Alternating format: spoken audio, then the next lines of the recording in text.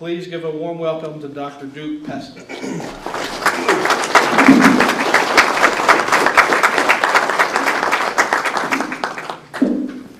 All right, how's everybody today? Can you hear me all right? Yeah. Good. I'm going to put aside the microphone if that's okay and just talk to you this way. Well, thank you for letting me be here again. It's a great pleasure to be back in this part of the country.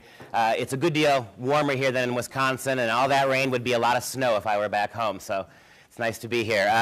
I always like to begin these talks by giving you a quick overview of me and how I got involved, and then asking you a couple of questions as we begin. And so I got involved. I've been a university professor for about 22 years now. And I've also taught at the high school level.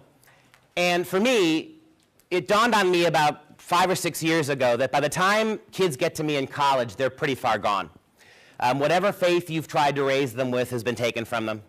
And they really have a very negative, you might even say anti-American view of their country. It's very hard to get them at that level and to be able to work with them at all. Their minds have already been pretty frozen on these things. I don't know if you saw the recent survey that came out. It was one of the most comprehensive surveys that's been done in a while. But when your kids graduate from college, they vote the way their professors do about 9 out of 10 times. And so that's a pretty shocking statistic, right? That the amount of indoctrination that goes on. If you remember back in the 60s, when college students first began rebelling, they were rebelling against their professors. If you recall that. They were burning books and chanting and occupying buildings. Here we are 50 years later, and now your kids are completely conforming to what your professors are telling them. So it dawned on me that I had to get involved at a little lower grade levels if we were going to have a chance to sort of pull some of those kids back. And I became the academic director. Besides teaching at the university, I became the academic director of a program called Freedom Project, which is a fully online homeschool service for moms and dads. We beam real teachers through the computer into people's living rooms to help with courses that are difficult for homeschool moms and dads to teach. And in doing that, I came across Common Core. That's where we bumped into it. And 10 months ago, I did not know what Common Core was. Had no idea. Here we are 10 months later. This is the 139th talk I've given on Common Core in 10 months, 82 of which were in the state of Wisconsin alone. I've been to 26 different states, testified before 14 different state legislatures. With regard to the Common Core in the private and Catholic schools, I have talked to over 27 bishops and over 100 priests about Common Core. And so that's how I got involved. Common Core is a great big problem, and it has so many angles to it, and that's what we're going to talk about today. And so what I'd like to do to begin is to ask you, how many of you, as you sit here today, would say that your knowledge of Common Core is still a little fuzzy at best? Okay, please look around. That's 90-something% of you. Common Core has been in your schools for almost 2 years. It's been around for going on 4 now in various permutations. It is already transforming the way your kids are being taught, not just in the public schools, but in the private schools as well. Over 100 Catholic dioceses rushed to take Common Core right alongside with the public schools. Protestant schools all across the board, up and down, have taken it. Even many homeschool curriculum has transformed itself to be Common Core compliant. How in the world did this happen? And here you sit, and the fact that you're out on a rainy Saturday night to come and listen to a talk like this, that suggests to me that you are more politically conscious or educationally aware than the vast majority of American moms and dads. In a recent survey, it was something like less than 15% of American moms and dads actually knew that Common Core had anything to do with education. How did we get this far along? How did we end up in a situation where the curriculum that is completely transforming our schools, nobody knew about it? The thing we need to remember about Common Core is it's never been voted on by anybody. Pennsylvania didn't ask for it. Ohio didn't ask for it. Wisconsin didn't ask for it. New Jersey didn't ask for it. No state in the union, no governors had a say in this. No teachers' unions, no school boards, no moms and dads. The Congress of the United States was not consulted. This was done behind closed doors by small crony capitalist organizations and by the federal government, and put in your schools in a way that makes it almost impossible to pull out. And now you're just going to learn about it. We have a big, big problem here. So given that that's where we're all starting from, a perspective where we're not quite sure what Common Core is. Common Core is an abbreviated term. Simply refers to the Common Core State Standards Initiative, a set of national standards for English and mathematics. Those are the only two that have been fully implemented so far. with science forthcoming and others as well. I want to stop right there. They call them the Common Core State Standards. And that leads you to believe, doesn't it, that all 50 states had some say in this. Didn't happen. One of the things that's so frustrating about dealing with this particular curriculum, these set of standards, is the dishonesty about it all, the mythology that surrounds it. Simply by calling it Common Core State Standards, everybody argues it's a state-led initiative. The states were not consulted, not until way, way, way after everything had been finalized and everything had been validated. The idea that the states somehow got together and did this is just not true, and you will find no evidence that they did. The other thing I like to tell people when I begin this talk, because I think it's really, really important, at the end of my talk, I'm going to put a website up here. It's a free website. No one's going to data mine you or track you. It doesn't cost you anything. I'm going to ask you to go there. If you go to that website, you can get all the slides I'm going to show you today and all the video clips. After you listen to this today, I really hope you will go home and verify me. You will check this out. You will look for yourself. Do not take my word for any of this. You don't know me from Adam. But when you do, in all those talks, all 136 talks, I have yet to receive anybody meaningfully write back to me and say, you know what, you're not telling the truth. So I urge you, you have to please consider doing it. Find out for yourself. Don't take my word for it. And when you do, and if you find out I'm telling you the truth, then I urge you to be every bit as skeptical when you start hearing from your superintendents and from your politicians that this is a great thing. You demand the same proof from them. They will not be able to provide it for you. Here's another piece of evidence that convinces me I'm right about this. You can go and hear Common Core talks in a lot of places. There are a lot of anti-Common Core talks, a lot of groups doing reasons, giving talks on why Common Core is bad. Can you find any pro-Common Core talks in your area? It's interesting, right? We've begged them to come and debate us. We've begged them to come and talk to us. We'll sit down and shut up and listen. They won't do it. The people who support Common Core will not talk to you about it. They will not hold hearings. They will not come to meetings like this. They will not give you an adequate response to the criticisms that thousands and thousands of people have begun to level at them. If it is what they say it is, why can't they tell you? Why can't they show you? That's damning in my eyes, too. And one of the things you're going to see here is the fuzziness of all of this. They call them the Common Core State Standards, although the states had nothing to do with them, as I'll show you in a moment.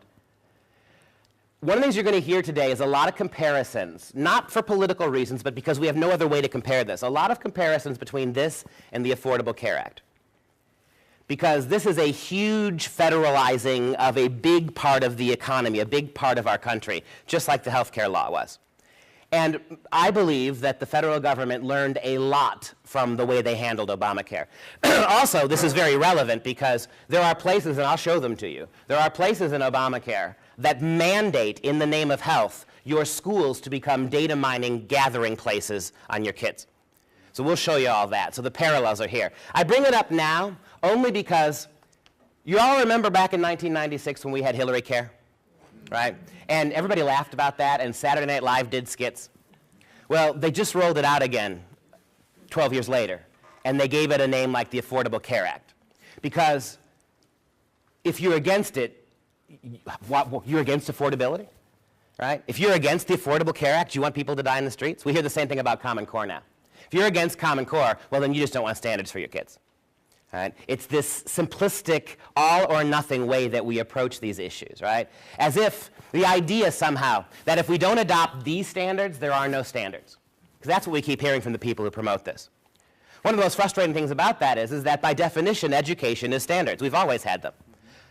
And for the most of American history, the standards with which we held our kids, to which we held our kids, were much higher than the standards we have now. We asked more of them. We all know, right? We get this, that your kids today when they graduate high school, or your kids today when they graduate college, I should say, are learning about what an average high school education person would have known in the 50s. And you look at all the metrics that demonstrate this. You ever watched the Jimmy Fallons and the Jay Lenos do these on-campus interviews? There was a staggering one just the other day done at George Washington University, a $60,000 a year college, right? Where they asked over and over, they asked students on campus to name one senator. Not one student of all the students they asked could name a single United States senator, right? And so the idea somehow that if we don't have these standards, because that's how they're pushing it, if we don't have these standards, there'll be standardless. They call it the Common Core State Standards Initiative. How do we get them? Oh, and about naming. This is going to be big throughout the course of my talk. Do you know the science standards are already written? And they've already begun to implement them in your schools. But they changed the name. Common Core is branding so badly all across the country that they're just changing the name of all the new standards. So the new science standards that are in the process of being implemented are called Next Generation Science Standards. Okay? They are 100% Common Core. They just changed the name. They're pretty shocking, too. You'll see them. I'm not talking about them much today, but they're out there. That's the next thing we're going to have to work on, exposing those. But right now, all we have is math and English with science guidelines forthcoming. Now, here's how we got them. 2 small Washington lobbyist groups are responsible for them. But it's even more than that. 5 people in these 2 lobbyist groups. The National Governors Association and the CCSSO, the Council of Chief State School Officers. What these groups are basically networking organizations, political activist organizations. When you hear the National Governors Association, it's tempting to think that somehow we got 50 American governors, state governors in a room. They all rolled up their sleeves and worked on education. That'd be better than what we've got. But I would ask you, what would qualify your governors to write education? What necessarily would qualify them? The NGA isn't even that. The NGA is basically a social club where people go and aides and politicians go to lobby governors to move states in certain direction. Both the NGA and the CCSSO tend to push in a leftward direction. I should also remind you as we begin this here today, too, the last of my disclaimers, is that this is not an anti-teacher talk.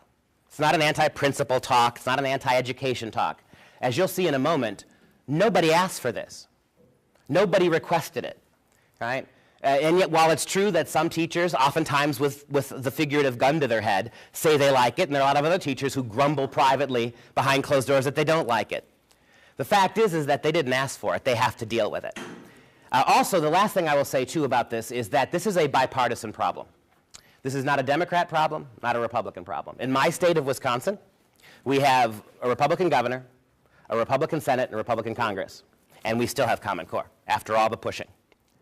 In your state, and particularly the state that I've been in most of the week, New Jersey, it's much more a Democrat problem because Democrats control more.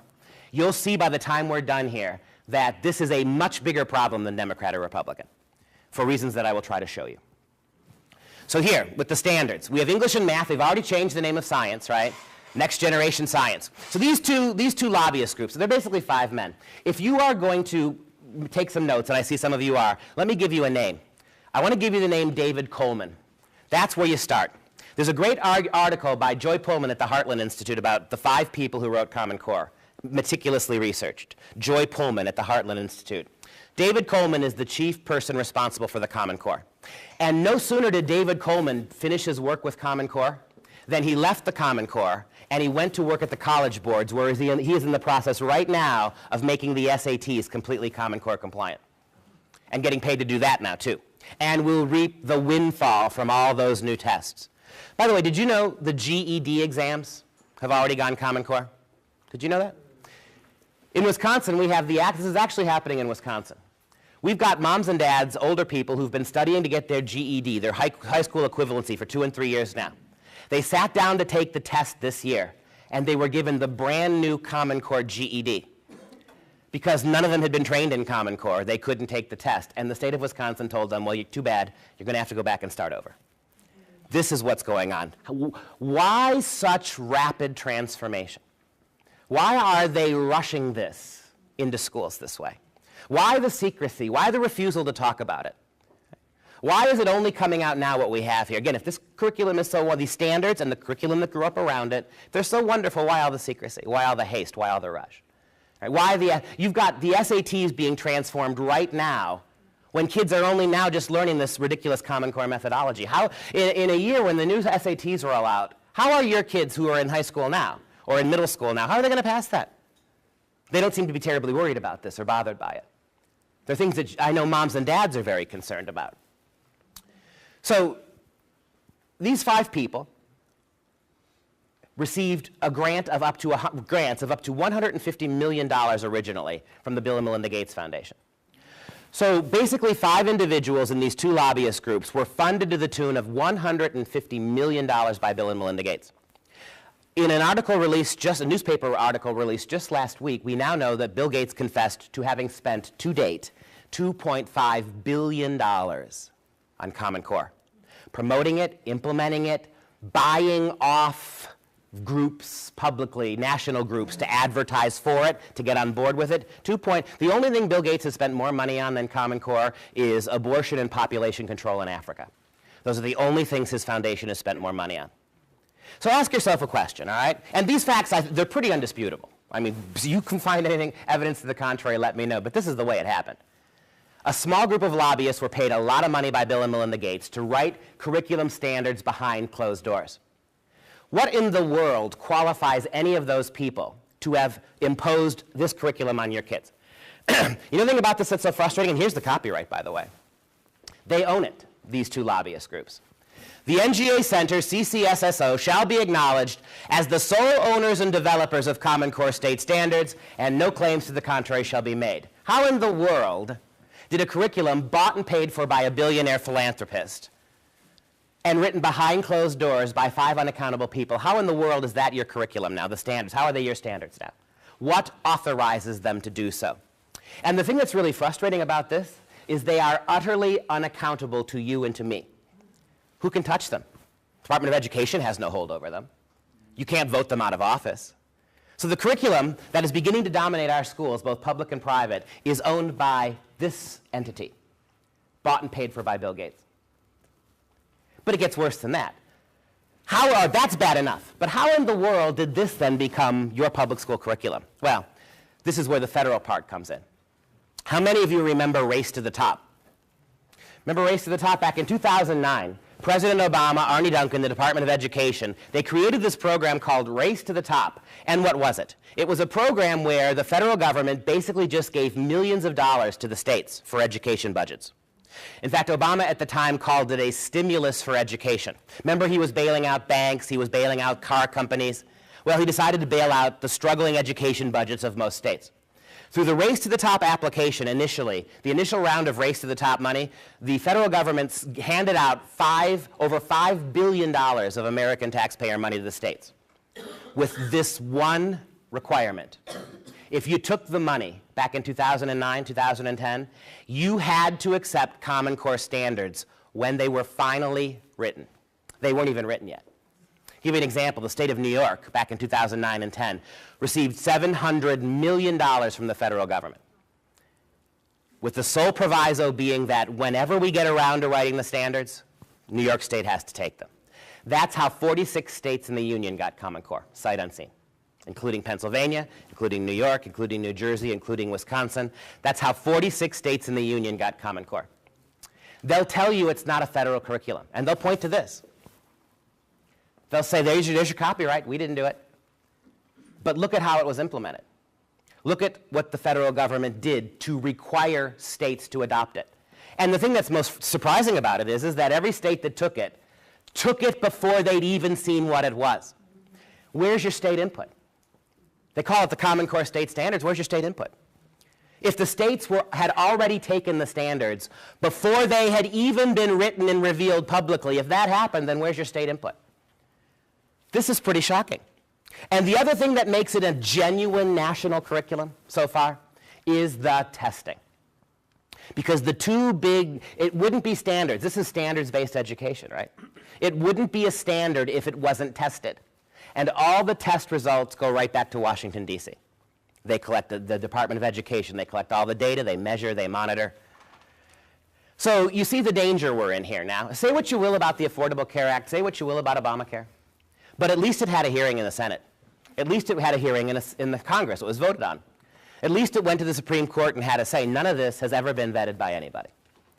I would argue this is a bigger deal than Obamacare. This is the kids. Remember what Abraham Lincoln said, famously, right? The philosophy of the schoolhouse in one generation is the philosophy of government in the next. It just takes one generation to change everything. This kind of control. And let me finish telling you the story here. Go back. Oh, go back to here. How many of you remember No Child Left Behind? Okay, good. And bipartisan, right? Remind me who the president was when we got No Child Left Behind.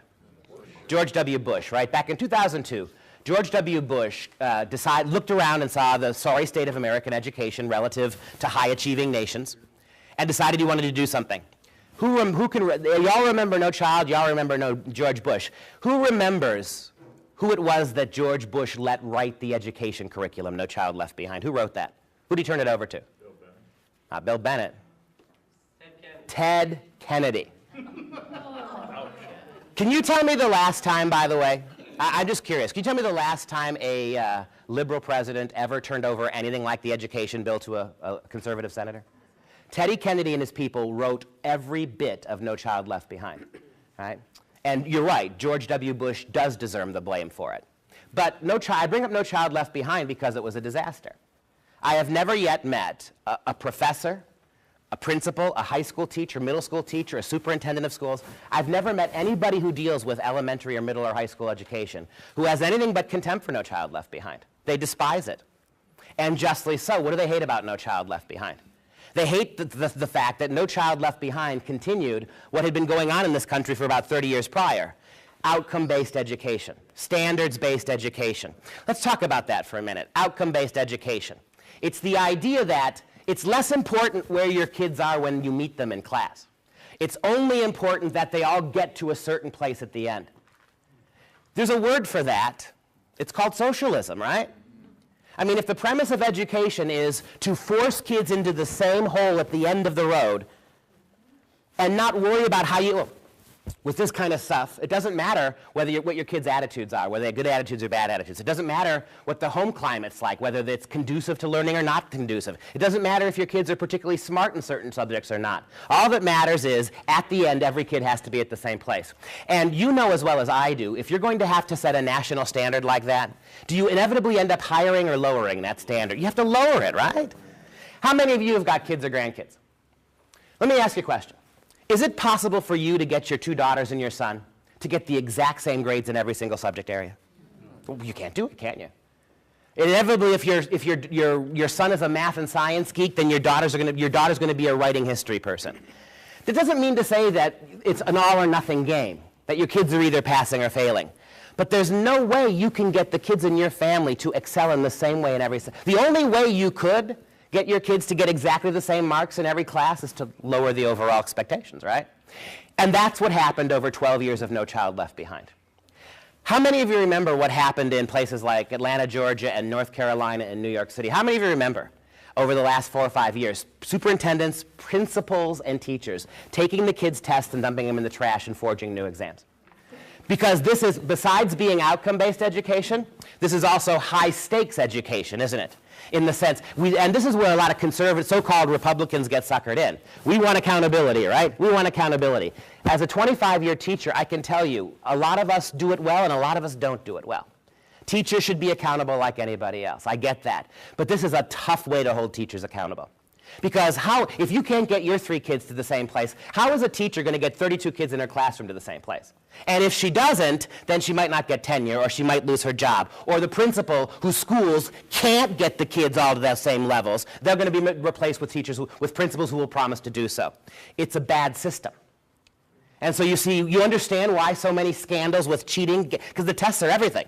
And by the way, let's talk about the testers. When you have outcome-based education, standards-based education, what's the only way you can ever tell if kids get to the standard? Testing. Endless testing. You remember when we were kids? We're all in a rough age variable here. You remember when we were kids? I remember being a kid. We would take the Iowa basic tests 2 days every March, and that would be the end of it. These kids are testing 3, 4, 5 weeks at a time, incessantly. This idea somehow, and what exactly does being able to, you know from your own kids, right? If the only way you could ever measure whether your kids learned anything were rote tests, how would your kids do? It doesn't make any sense. And yet for 40 years now, we have insisted that this one-size-fits-all testing is the only way to determine where our kids' achievement is. To say nothing of the fact that you can't, are any teachers in the room here today, by the way?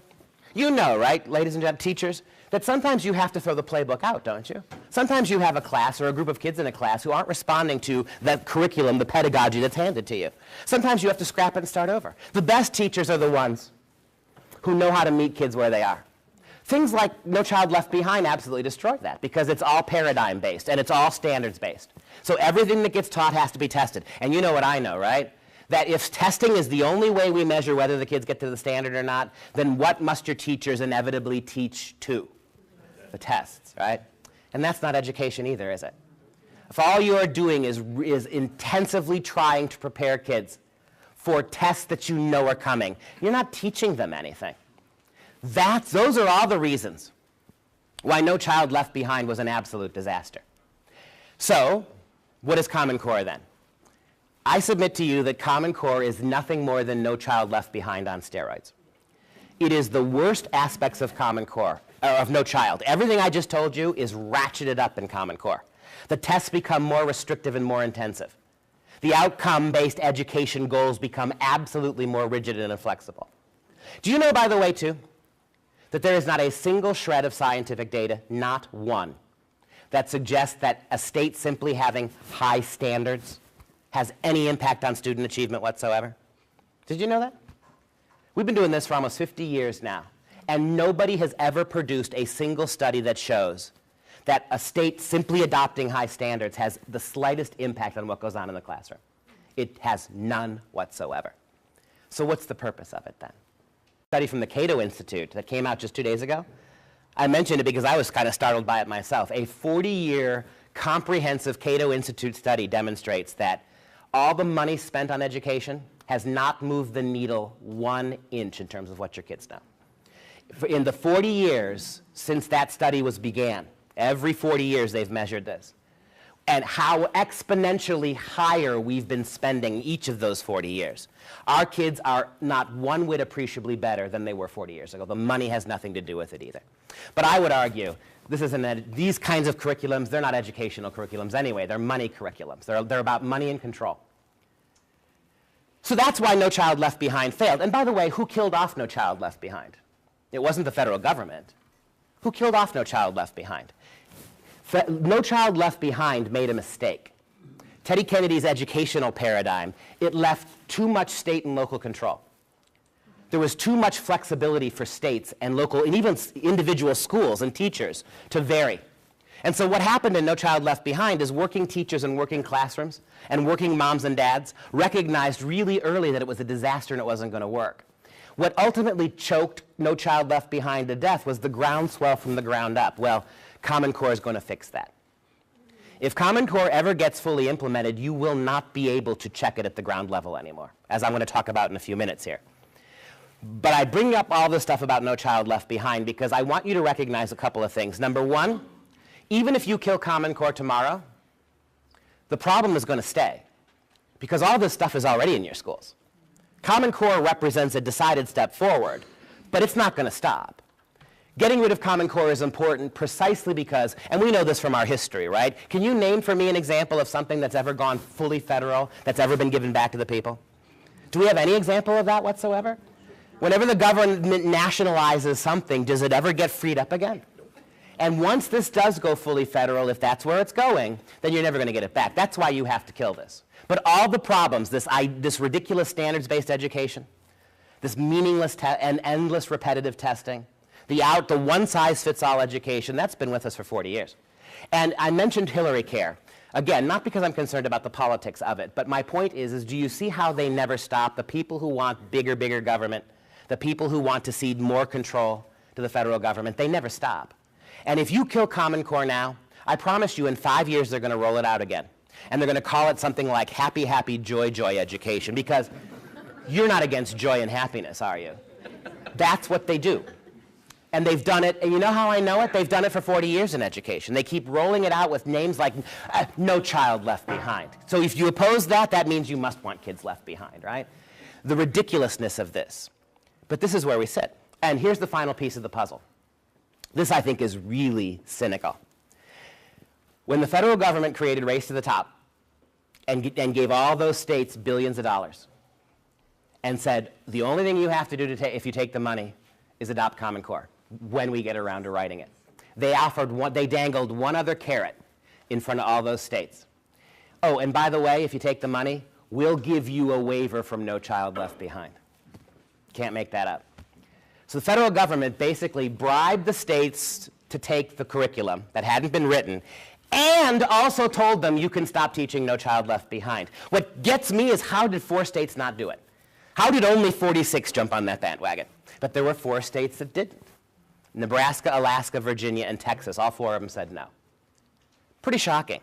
So not only do you bribe states to get out of No Child Left Behind, you immediately force them to take something that is exponentially worse than No Child Left Behind. If all those things that I just mentioned about No Child bother you, well, that's what Common Core is, in a much more significant way. That's how we got here, right? There's 3 parts to this talk today. Part 1 is this part. How in the world did we get here? Part 2 is let's look at the standards that we've got so far, English and math, let's look at them. And part 3 is, as always happens with big federal programs, you don't just get the program. You get these tentacles that reach into all. We see it with the Health Care Act, right? It's why Mayor Bloomberg is trying to ban 32-ounce sodas in the name of health. It's why they're coming after guns now. They couldn't get rid of guns through a variety of other areas, but now under the guns are a health care issue, aren't they? All right, now we have a reason to try to ban them. Any of you have little kids you've taken to the doctors lately? You get those little forms that the doctors make your kids fill out? They're asking your kids about the guns, aren't they? You take your kid to the pediatrician, you take your 8-year-old boy to get a physical because he wants to play CYO basketball, and the doctor is asking him, he's giving a list of questions the boy has to fill out, like, are there guns in your house, and would you feel safer, healthier, if somebody took those guns out of your house? You see that whenever you get a big program like this, it doesn't just limit itself to what it does. It has tentacles, and that's the third thing we're going to look at. But I'm not quite done with this yet. This is Banana Republic stuff. The people who own and implemented this curriculum and the standards, they're not accountable to you. Let me ask you this. I always like to play this game. How would you feel? And how do you think the people who most support Common Core right now would feel? How would you feel if instead of Bill and Melinda Gates, it was the evil Koch brothers who put up $2.5 billion? And instead of 2 left-leaning Washington lobbyist groups, you had 2 right-leaning ones? And what if instead of a very liberal president, you had a very conservative one, who basically took your money to bribe all the states to take a curriculum they hadn't seen and give them a waiver from the last ridiculous federal program? I don't know about you, I'd be just as upset about this. But I bet those people who now support it would be against it. And you know, this is the interesting thing. In the 11 or 12 months that we've really had a chance to look at the standards, people are starting to fight back on both sides of the aisle. Of the 46 states that took it, 24 already have in place legislation to try to kill all or part of Common Core after just 11 months. In New York 2 weeks ago, the New York State Teachers Union, let me repeat that again. The New York State Teachers Union, hardly some right-wing tinfoil hat wearer organization, the New York State Teachers Union called for the immediate halt to the implementation of Common Core and demanded the firing of the superintendent of schools who brought it in. The National Education Association, the single largest teacher union group in the country and most liberal, has called the implementation of Common Core so utterly and completely botched that they have to be scrapped and start over. These are not just right-wing problems. I told you the bipartisan. You know who else is really, really opposed to Common Core? Is the Occupy Wall Street movement. Because the people who are going, look at David Coleman, right? He got huge money from Gates to write it. Then he immediately went to the college boards where he's changing the complete college entrance paradigm to meet his, and getting paid to do that too. Whose computers, by the way? In order to do Common Core testing in your schools, every kid must have his own computer, and they must be all within 2 or 3 years old, and the whole country has to be wired, because you can't leave rural schools out. There are thousands of rural school districts who do not have adequate computer power and processing ability, speed. All of them will have to be updated now. Whose computers do you think are going in those schools? You think they're Apple computers? And Occupy Wall Street's point is that this is the worst kind of crony, and they're right about that. This is the worst kind of crony capitalism. This is an ugly marriage between an out-of-control federal government and an out-of-control small group of capitalist entrepreneurs who are going to reap huge windfalls from this. I haven't even mentioned the textbook companies yet. Oh, we'll get to them. All right? So think about how we got here today. How do we as Americans, are we really a free people? If this can happen? And now, you see what's happened across the country now. Now that moms and dads are starting to get annoyed with this, now that people are beginning to see the real applications of this in the classroom, people are speaking out. And what is the attitude to your school superintendents? What is the attitude of your politicians about this when you speak out? Remember what Arnie Duncan said? The Secretary of Education, the chief educational officer in the country, remember what he said a couple months ago? It's just a bunch of privileged suburban white moms who are upset because their kids aren't as smart as they thought they were. Right? That's Arne Duncan. Oh, and by the way, here's a question for you. Arne Duncan, the chief educational officer in the country, he's not a teacher. He's not an educator. What was his degree in? Anybody know? Sociology. Right? Why would the president appoint a sociologist as the chief educator? And why did no Republican seek to block that, do you think? Right? So you've got somebody in the Department of Education now who's clearly playing sociological games here. It's not about education. Go a little bit forward. What happens if the federal government does fully come to control education?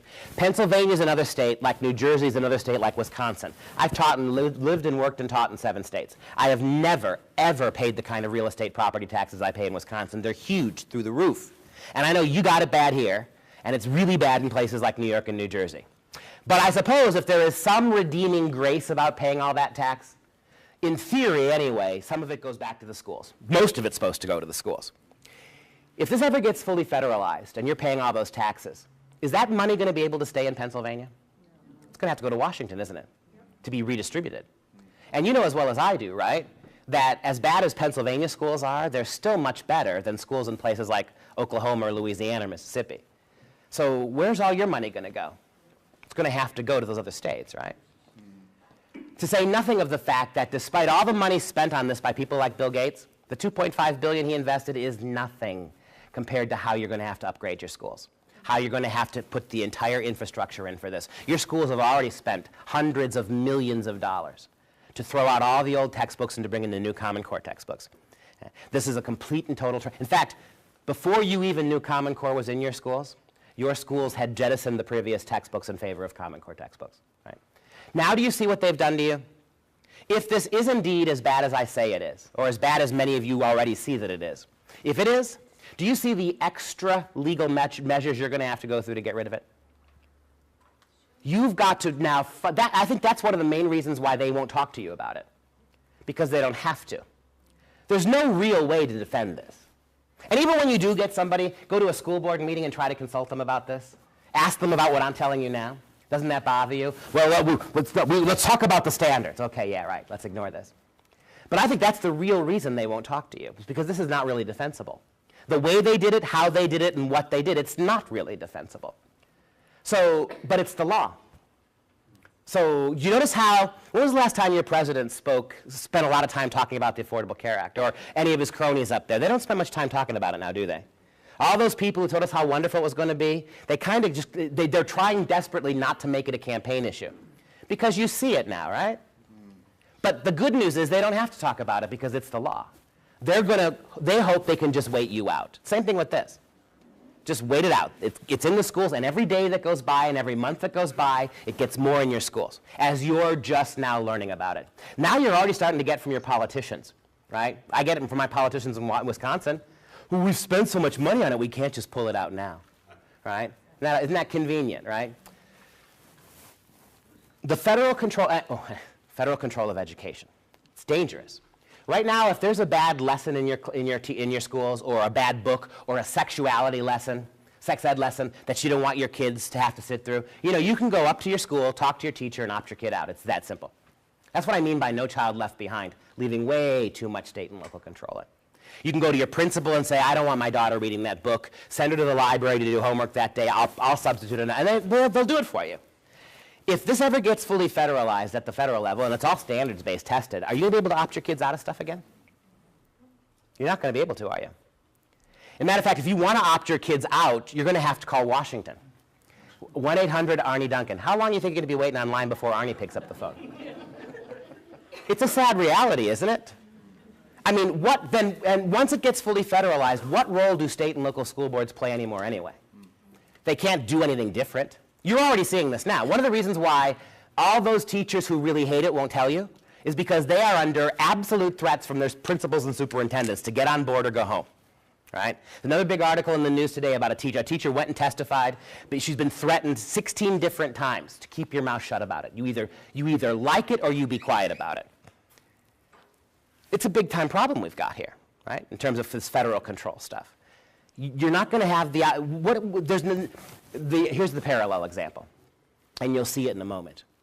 Under Obamacare, all the states now are supposed to set up these exchanges, right? Does the state of Ohio really have the power to offer you something that's not Obamacare? Or does the state of Ohio just administer the federal program? Wisconsin, Nevada, all the states do now, the states aren't independent healthcare agents. All the states do is they are recruited now to implement a federal program. Wouldn't it have to be by definition the same if this gets fully federalized as an educational program? What do the states do? What does your state and local school board do now? It has no power. It's just a cipher. All it does is enforce the federal regulations. Do you see what a huge breakdown of state power this is? Ceding yet nothing since healthcare has been ceded so big to the federal government if they get their way. And what does that say about your ability to impact your kids' education in the school districts where you live? You'll have no say. And how do you get a hold of these people in Washington to listen to you? You can't.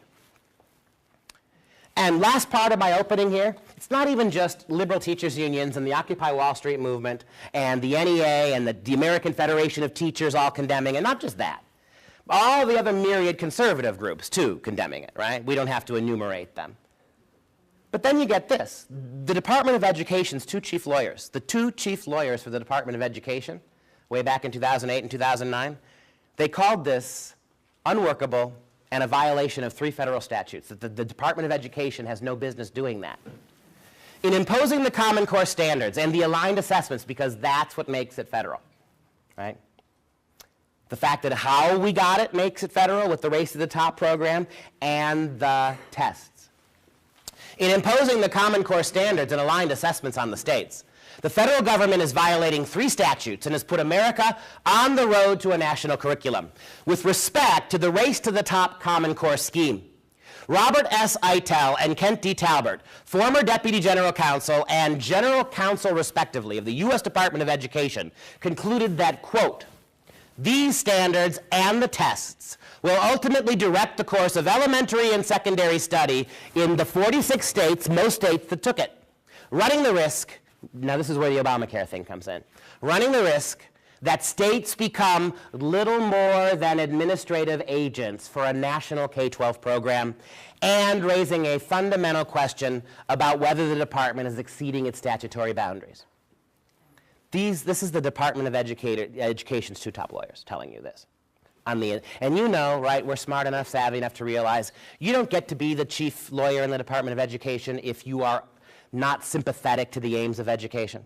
In other words, there aren't many non-liberal lawyers at the Department of Education. And they're telling you this. It's a big deal. They go on. The Race to the Top application. The initial vehicle through which Common Core, that's it, was imposed. The Race to the Top application. The initial vehicle through which Common Core was imposed on the states. Now, this is the federal government, not Common Core.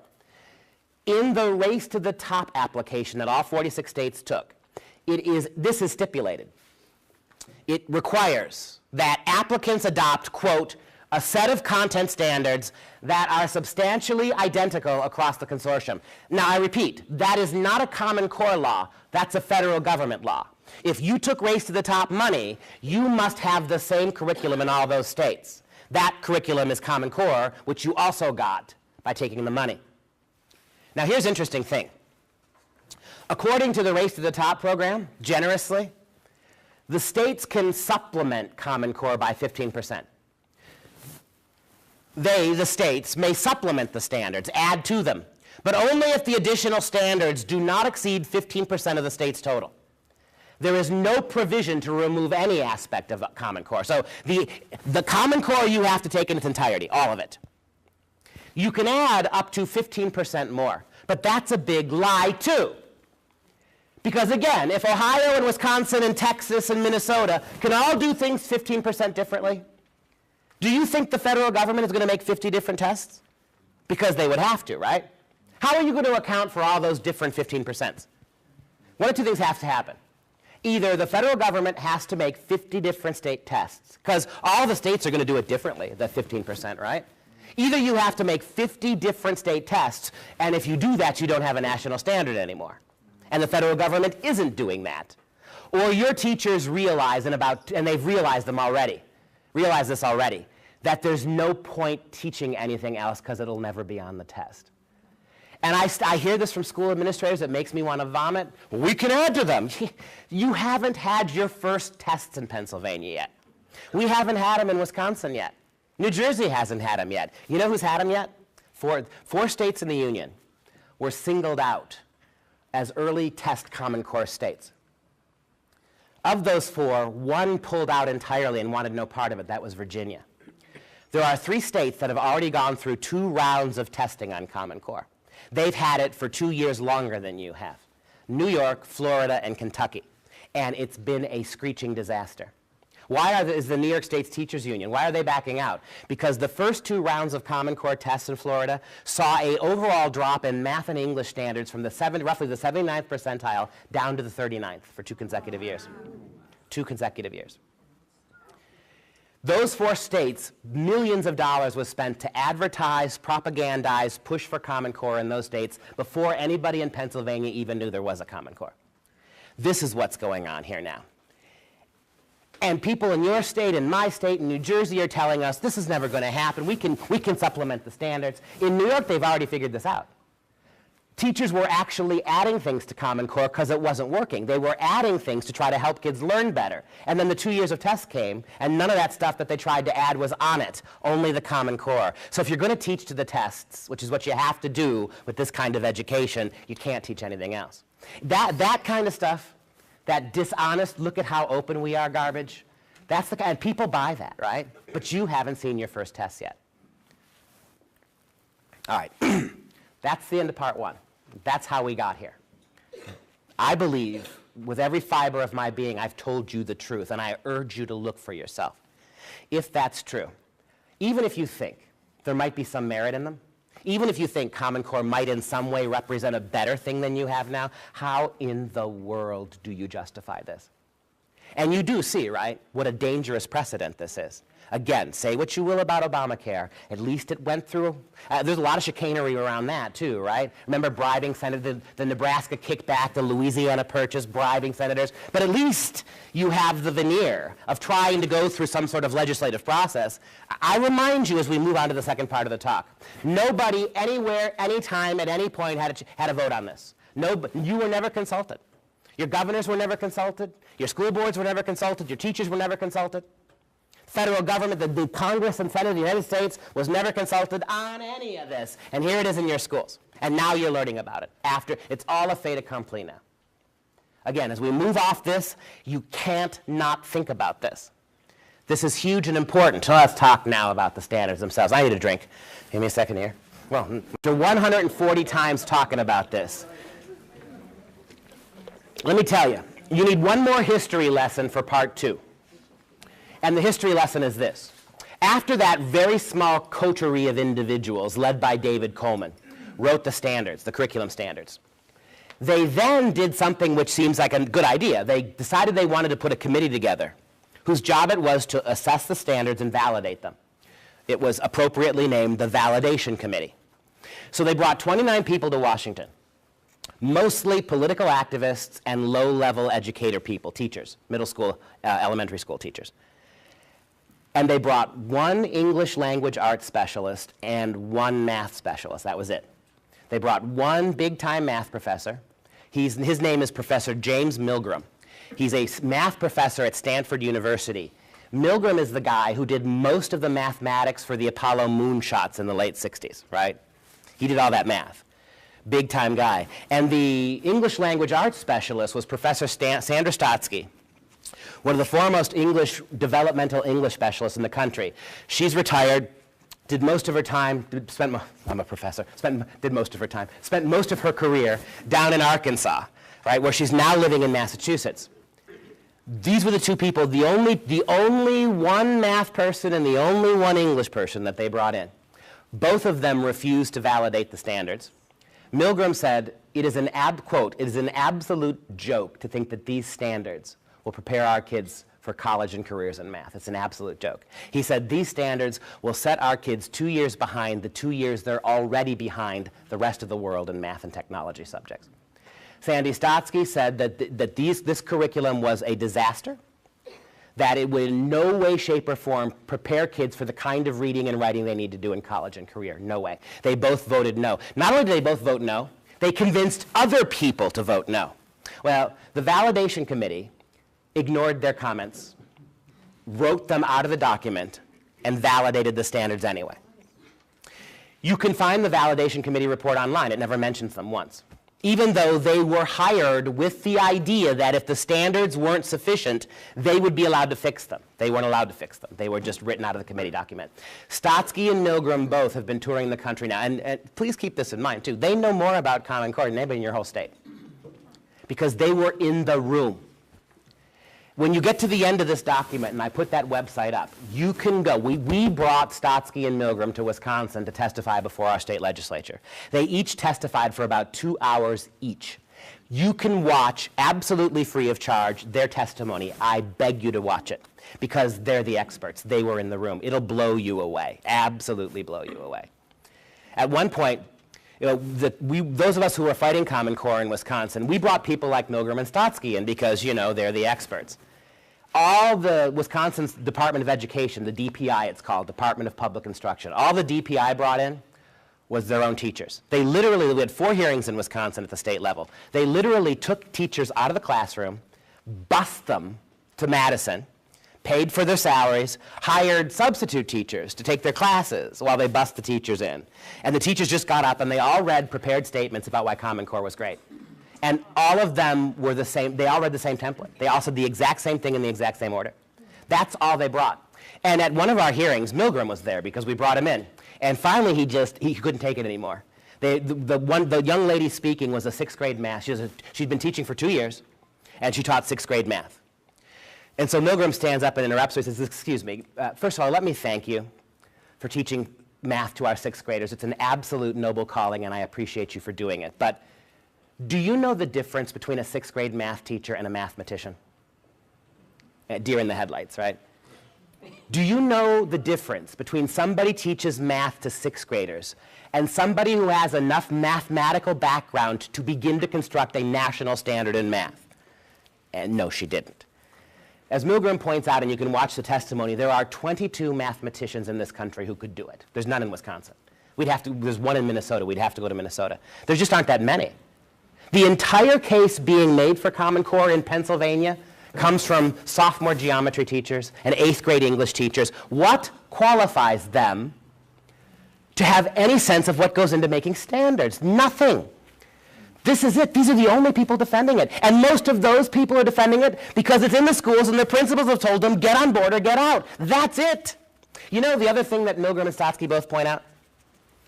These standards have never been benchmarked against any high-achieving country anywhere. These standards have never been tried before. There's no past-track history for them. One of the things that people keep telling you about Common Core, they tell you that lie. Oh, we've benchmarked these. Find any evidence for it. Milgram said, as the math guy, I asked them, show me your data. Show me one country that you measured any of this with, and they provided nothing for them. Not a thing, ever, anytime, anywhere. There's only one aspect of this curriculum that's ever been tried anywhere else, and I'll wait till we get to math to tell you that. All right? And that was a disaster when they tried it. Here's something I want you to look up if you're fact-checking me. Go back to the Washington Post, September of 2013. Bill Gates conducted an interview in which Bill Gates said, and I quote, "It would be nice to know if our education stuff works, but it will be at least 10 years before we know." That's a direct quote from the man who bought and paid for it. He admitted it himself. We have no idea if this is going to work. Your kids are guinea pigs, just like they were guinea pigs with No Child Left Behind. 12 years of No Child Left Behind. A lost generation of kids. And you're being told now everything that those kids were told. Well, we spent billions of dollars on it, we got to keep it. So when Sandy Stotsky, the English language arts professor, when she finished her testimony, that's the only question she got from any Democrat on the committee. The only thing they asked her was, We spent millions on this. You want us to scrap it? And she said, better scrap it now than spend billions on it over the next 10 years. She raised a great point. She said, let me ask you this. What do you think about No Child Left Behind? And the Democrat senator said it was a disaster. Okay. Would you have been willing to cut your losses after 1 year? After you had seen it for 1 year, will you be willing to cut your, oh, absolutely. Well, here's your 1 year. Right? Get out of it now. And you can watch their testimony online. You can watch it at our site, or you can go on. And by the way, both Stotsky and Milgram have been to about 40 states now, begging states not to do this. Just type their names in and watch them. See if they make a reasonable case. Milgram has all the math, by the way. It's way above my head. All the mathematics about why this isn't going to work, he's got it. Go watch them. I urge you to do it. This is English. Now, I can speak about English being an English professor, right? Sandy and I have talked about this when we brought her in. The problem with the English language arts standards are manifold. But among other things, Common Core English requires that 50% of the classic literature that your kids usually learn to read by is removed from the curriculum, and it's replaced by informational texts, almost all of which is highly politically tendentious. Executive orders from President Obama. Sandy once estimated that about 80% of the informational texts are all about man-made global warming. There's no balance. There's no sense that there's another way of looking at things. I'll show you some of the exemplar texts in a moment. But just think about what this means. Why do, as an English professor, I know the answer to this, why, when you put your kids to bed, why do you read them stories? If the purpose was to get your kid to go to sleep, shouldn't you read them Microsoft computer manuals? I mean, that would do it, right? But you don't. You read them stories. Why? Because storytelling is how young kids develop into readers. And when I say young kids, I mean all the way through high school. Kids learn how to love reading. Kids learn how to engage as readers. Kids' imagination is fired by reading stories. Common Core removes 50% of that literature and replaces it with Environmental Protection Agency pamphlets. I'll show you them in a few minutes. And the things that they're replacing it with is all highly charged and political, all coming from the left, all of it. There is no balance. There's no even pretense at any kind of political It's not critical thinking. It's indoctrination, as Sandy wrote in the chart, right? What do you get with Common Core? You get much more indoctrination within the text they read and much less discussion of ethics and morality and character. That's what literature used to do. Think about the literature they're pulling out of your classrooms. It's the great literature of the Western tradition. You know, the 2,000-year arc of Judeo-Christian culture, from Augustine to Dante to Milton, right, to C.S. Lewis. All that bound us in the West as a coherent culture, right, with all the evolving things that it gave us. All that's yanked apart now. And think about what they're not getting in American Lit. All of that literature that over a couple of hundred years lay out for kids the American ethos, the struggles, the evolution of American culture, all that's pulled out and fragmented now. And what they're getting to replace it is almost always one-sided political, dogmatic, doctrinaire, left-wing propaganda. Right? And by the way, Sandy's a good Yankee, she called herself, good Yankee Massachusetts Democrat. She's no right-winger, right? But she's galled by this. And then, the other thing Common Core English does, we know by every metric ever attempted, we know kids only learn how to write well after they can read well. I mean, it's just common sense, right? When you take a foreign language, you don't start writing it. You got to read it first, right? Nobody sits down to take a foreign language and starts writing in French. You have to read some French stories, learn some French vocabulary, learn some French grammar. Common Core lowers the overall level of reading in English by 50% and elevates the level of writing by 50%. They're writing more than they're reading. What do you think kids who can't read well are writing about? I'll give you an example from my own home state of Wisconsin. Little Hudson, Wisconsin, had a viral, went national, right? Where little kids in my state were sent home, third graders, and given the following writing assignment. Tell us how the state is just like the family, but better. That was their writing assignment. And this, I'm now giving away the game. If you ask me, you put a gun to my head and ask me, what in one word Common Core is? That's it. It's statism. It has nothing to do with education. It is a concerted effort on the part of the government to convince your kids they belong first to the government and second to you. It is a drive that at every sense of in every sense of curriculum we're going to look at, it seeks to divorce parents from children, to make kids wards of the state. You know, in Wisconsin, and this has been going on for a long time. This is not all new to Common Core. How about this how school lunch programs have now become school breakfast, lunch, and dinner programs. Who's going to be responsible for feeding your kids? I once made the suggestion, if I was going to get lynched, I once made the suggestion that if we're going to be feeding the kids 3 times a day in the public schools, shouldn't we take the food stamps away from their parents? Oh, that didn't go over well. No, of course we have to leave the food stamps, right? In Green Bay, I don't know if you know this or not, in Green Bay, Wisconsin, they applied for a grant. In Green Bay, Wisconsin, they are offering free breakfast, lunch, and dinner, not just for the whole school year, but all summer long too. Because if we stop feeding them in the summer, they're going to starve to death. And this is the real kick in the pants with the Green Bay program. Memphis, Tennessee did this too. The argument is that if you only give the free meals to kids who need them, for income reasons or whatever, if you only give the free meals to kids that need them, you're stigmatizing those kids as poor. So they're giving them to every kid. Your parents could be making $1 million a year. They got to get a free meal too. Because if you just give them to the kids who need it, those kids stand out as somehow poor victims. So in Green Bay, Wisconsin, we're offering 3 meals a day, every day, all year long, to public school kids. Who's feeding your kids now? Right? The state. There's so many ways in which this stuff explodes. Writing. If you're asking kids to write at younger and younger ages, more and more thoroughly, before they know how to read, the only thing you're doing to them is forcing them to write about what you tell them to write.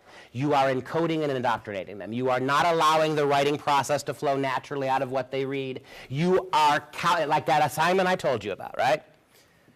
Tell us how the state is just like the family, but better. You're encoding them. Here are some of those exemplar texts.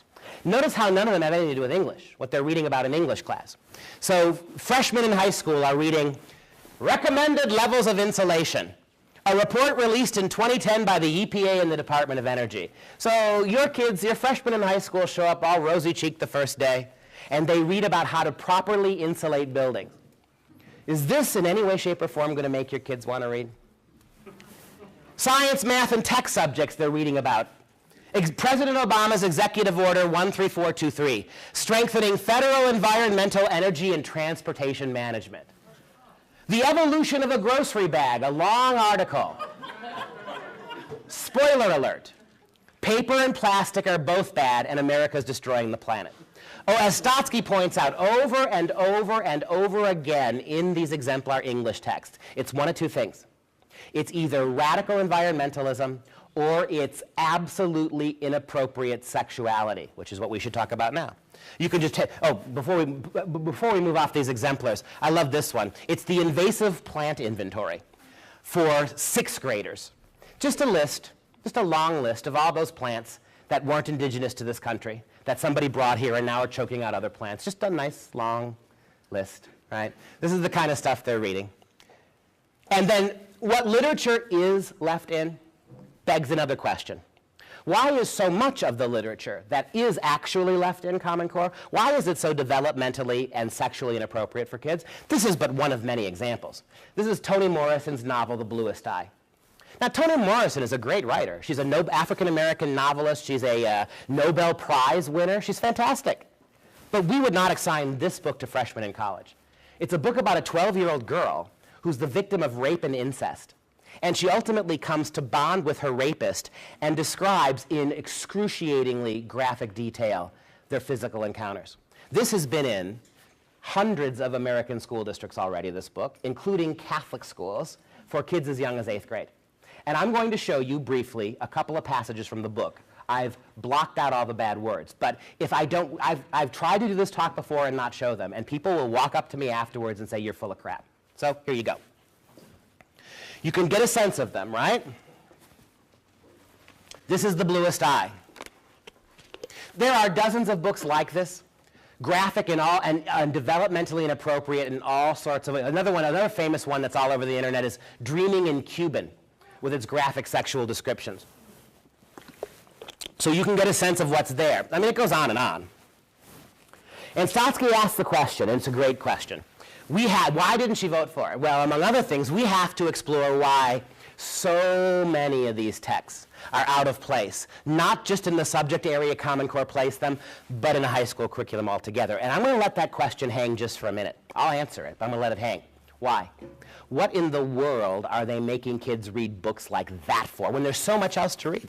And even when, this will blow you away, even when they do leave actual serious good stuff in an English class, they prohibit them from teaching it a good way. One of the exemplar texts for Common Core English is the Gettysburg Address. That's a good, now it's a history text, I don't know why it's in an English class, but okay, it's the Gettysburg Address. When teachers teach the Gettysburg Address in Common Core pedagogy, they are not allowed to tell the students who wrote the speech. They are not allowed to mention the Civil War. They are not allowed to provide any cultural or background information that would help the kids understand the speech. You just read the speech in a vacuum. And why do they do that? Because all that historical and cultural background is deemed privileged information. Not every kid will have had a chance to know it, so it's unfair to talk about it. So you actually got teachers now, right? You're going to do Common Core pedagogy, you got to do it that way. Almost all the literary texts that you read in Common Core, they're vacuum texts. You only look at them, you never bring in outside ideas or concepts. All right, now let's talk briefly about math. As Milgram said, this will in no way prepare kids for college math. Where, as Milgram put it, where are your architects, your engineers, your doctors going to come from? STEM, you all know what STEM is? STEM is science, technology, engineering, and mathematics. That's what people who care about math curriculum and standards care about. Are they STEM worthy? Will American math prepare kids for careers in science, technology, engineering, and math? STEM, will they? Milgram says absolutely categorically this curriculum will not. In fact, here's another name for you. Remember I mentioned those 5 people besides David Coleman? Here's another one you should write down. Jason Zimba, Z-I-M-B-A. He is the man single-handedly responsible for the math standards. And he admitted in a very recent interview, you should double-check this too, he admitted in a very recent interview when pushed on this that, yes, it's true, Common Core math will not prepare kids for college math. He said at best, it might, in the best circumstances, prepare them for a 2-year technical college, but not for college. That's the guy who wrote the standards, Jason Zimba. Look him up. Right? And so in talking to people like Jim Milgram and talking to people who've done this kind of standards work, the argument, trying to find out why, well then what is the purpose of Common Core math if it's not to get our kids college ready for math? What's the purpose? I was directed by them to this video. It's a short clip. This young woman, she is a community organizer in Chicago. You cannot make that up. Right? And she's talking to a group of Illinois high school math teachers about what the philosophy of Common Core math is. And here's what she says. But even under the new Common Core, even if they said 3 times 4 was 11, if they were able to explain their reasoning and explain how they came up with their answer really in words and in oral explanations, and they showed it in the picture but they just got the final number wrong, we're really more focusing on the how and the why. Going to be correcting them. And over again, that's what the people on the committee said. That when we tried to get to the bottom of what in the world this was about, that's it. It's not about right answers. The right answer is absolutely subordinate to making people feel comfortable about math. Making them comfortable. Now, a little background history. When I was in 3rd grade, I actually had like a college level, introductory college level reading ability. I don't know why I had it, but as a 3rd grader, I could do that. And so in 3rd grade, I was allowed to read big people books, right? I wasn't stuck reading Beezus and Ramona over and over again. I could read, they let me read books.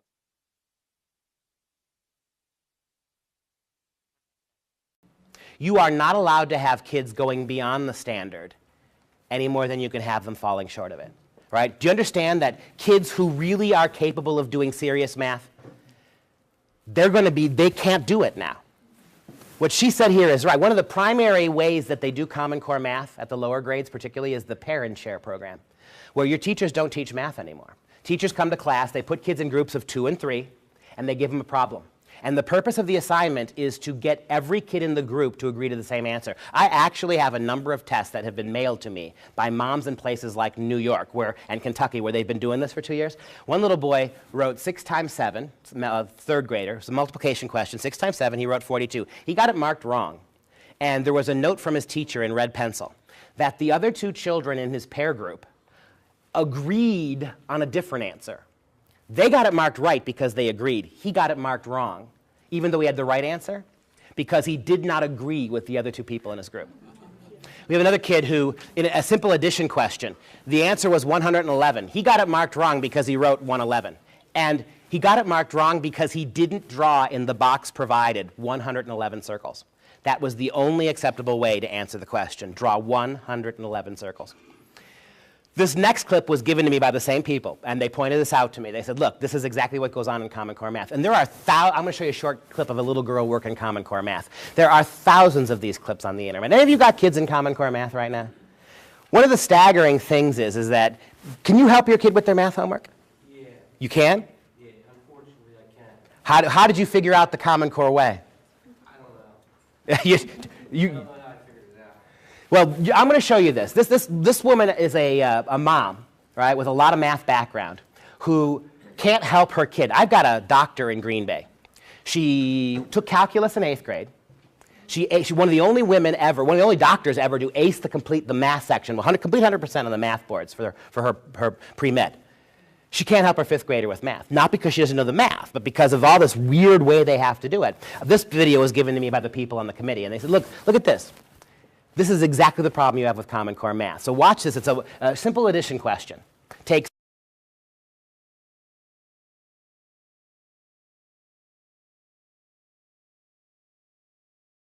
Great.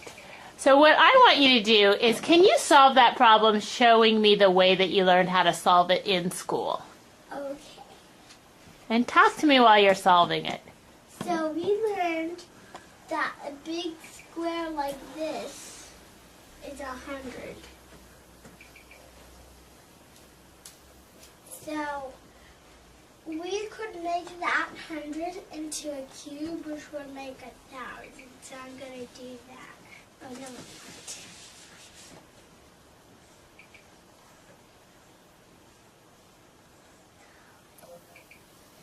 So let's just say that's 1,000. Mm-hmm. And now we still have to do 500. Could make that into 5 sheets.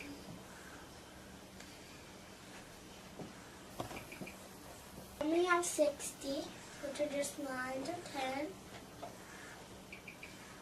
20.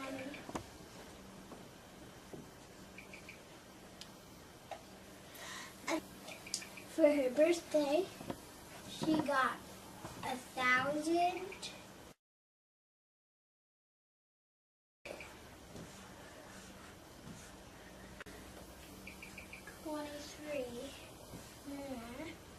The dots represent 1. Okay. So now we have to add all of these together. So you could make 1,000. All of these together is 400. Now you need 600 more. Hey.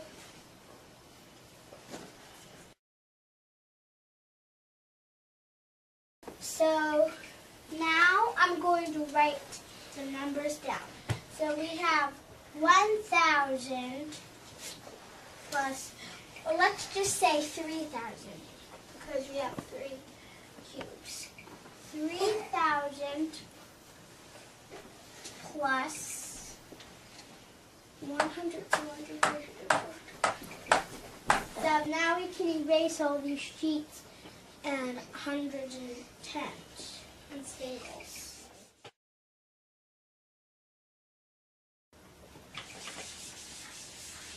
So we can just add, and that gives us a total of 3,763. Okay. Now that problem you just solved took about 8 minutes. Yeah, and Okay. that's what we're doing in school. But at home, I'm taught how to stack. And we're not allowed to do stacking in school. That's why we have to figure it out that way. Okay. So I'm going to stack these numbers, which is way easy.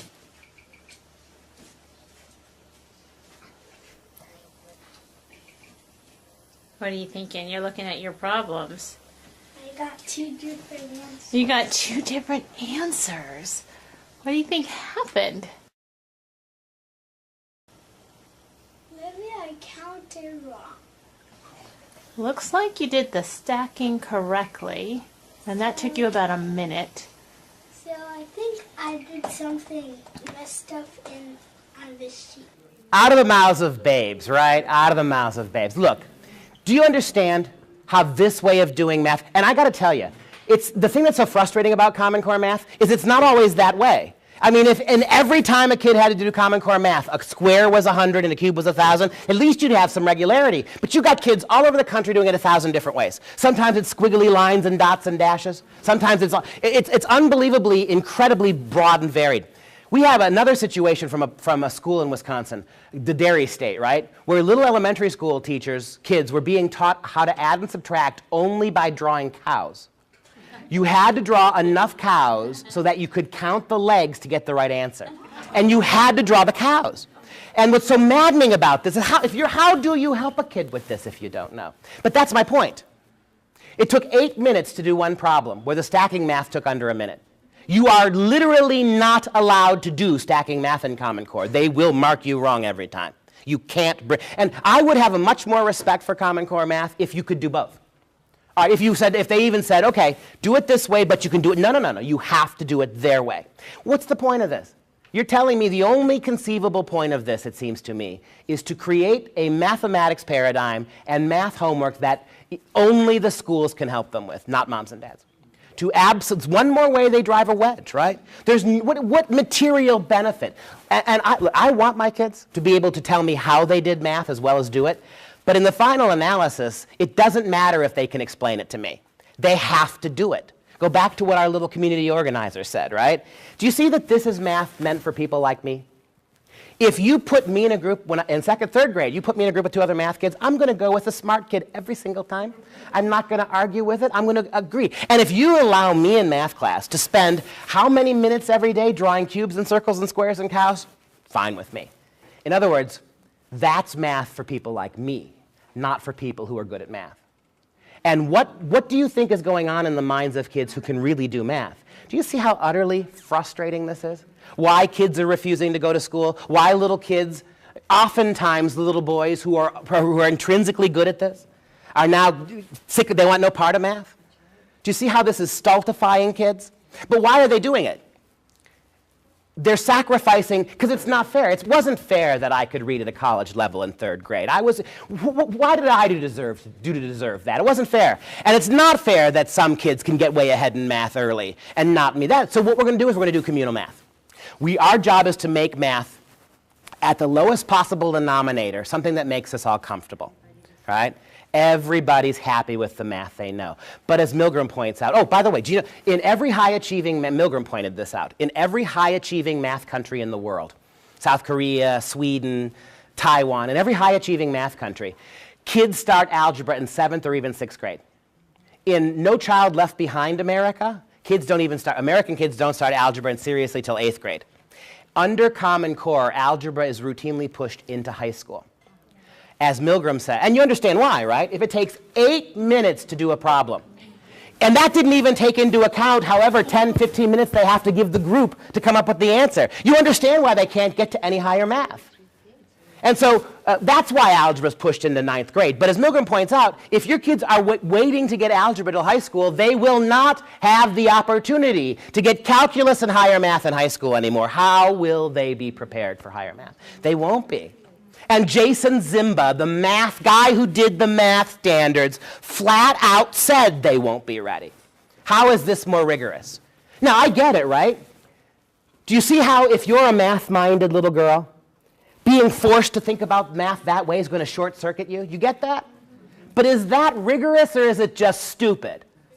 Now, again, it makes somebody like me feel good, but I'm not going to be good at math no matter what you do. It would be like if in my English class, they forced me to keep reading Beezus and Ramona. What would have been eventually, what would have been my attitude towards reading and writing? I wouldn't have entered the high finance world of English professor, right? You get it. But so what? You think I'm making this stuff up. They're already doing it. There are 20 different, on the internet, you can find 20 different notes like this, posted on school boards. This one is from Irvine Unified, the entire Irvine, California school district, from kindergarten through high school. Apparently what happened in California is what's happening all over the country. Moms and dads got really fed up in California that their sons and daughters didn't know how to actually add in 4th and 5th grade. 4th and 5th grade, they didn't know how to do it. And so they started hiring 2 math tutors for their kids. This really made California schools mad. This actually, you can go look at it right now. This appears on the Irvine Unified School District of Orange County, California, for all the kids to read. It's a warning and a threat. Here's the warning. The links on this page are intended to support the classroom instruction that your child receives from his or her teacher. It is not appropriate to go ahead of the classroom or to use this site to have your child work on math that is intended for use in subsequent grades. There's your warning. Don't. And then the threat. Your child's math instruction and placement will not change as a result of working ahead in these materials. And they have to underline what that means for you, because maybe they thought you had Common Core English. This means that your child will continue to work in the grade level appropriate math regardless of any work that is done from these materials or submitted to the teacher. In other words, it doesn't matter what kind of math your kids can do. They are going to stay put. They're going to do what everybody else does. They will get no credit. They will not be allowed to move ahead. Do you understand now why we're losing gifted and educated, talented programs? This is rank communism. I emphasize commune, right? The premise of this is it's much more important that everybody feel good about a little math than anybody put their head up and do really good at it. It is shocking. I think this is the most disgusting thing I've shown you so far. But never fear, you'll see worse. But up till now, this is the most disgusting thing I've shown you. You've got actual schools telling kids, right, to stay put, stand pat, don't lift your head up, don't look ahead, don't move forward. All over the country they're doing. They're getting mad at your kids, and they're getting mad at you because you want your kids to do better. Because it's all the standard-based, it's all the testing, all that garbage, right? All right. Have another drink. Yes, that's a good point. I think I have another. And this is the what comes with Common Core section. And I got to tell you, every time I give this talk, I can't believe I'm saying it. So this is you just please I'll give you all this stuff at the end. You double check me. But there's no debating any of this anymore.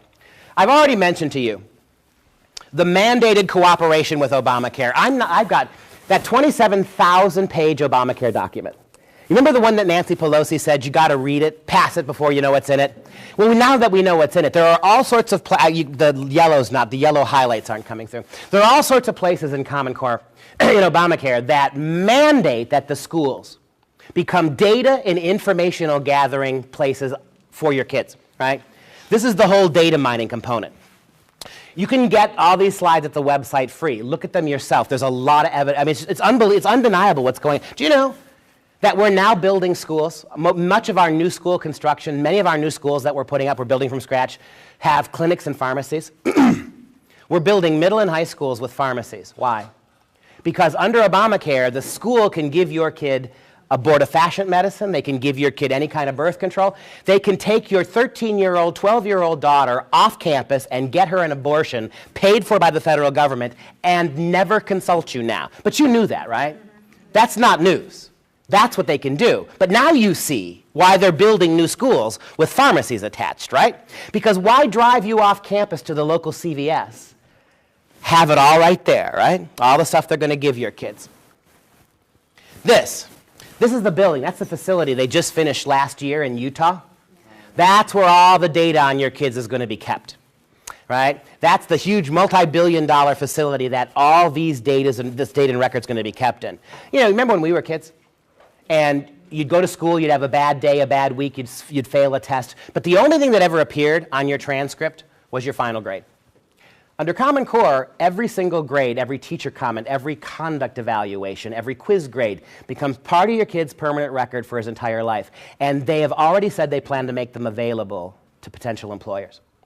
So under Obamacare, your kids are kids until they're 27, right? So at 28, when your kid goes to get his first job,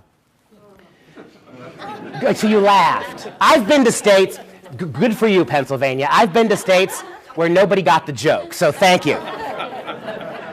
You already passed your first Common Core test. But when your kid goes to get a job, they're going to be sifting through their second, third, and fifth grade records. You know, there's this program now in the public schools that's driving teachers nuts. It predates Common Core, but it's gotten really serious with Common Core. It's a program whose initials are PBIS. It's an acronym. I always forget what the acronym is. No, what is it called? Anacronym. Thank you. I'm an English teacher. I always forget the anacronym that PBIS stands for. But it's basically a behavior monitoring program where every day in class, teachers have to spend time making behavioral and attitude assessments on your kids. They have to enter them into the computer every single day. In fact, teachers are griping all over the country about how it takes them more time to do these daily conduct evaluations on the kids. And all that becomes part of the permanent record, too. Right? It's where it's going to be housed. Hundreds and hundreds of questions now the federal government is mandated to get answers from your kids in school. That's one of hundreds of pages. Let me show you this is the document. You look this up online. This is if it's not a federal curriculum, if it's not a national program, why in the world is the Department of Education, the Department of Health, Department of the Schools, why are they writing all this parallel curriculum to Common Core?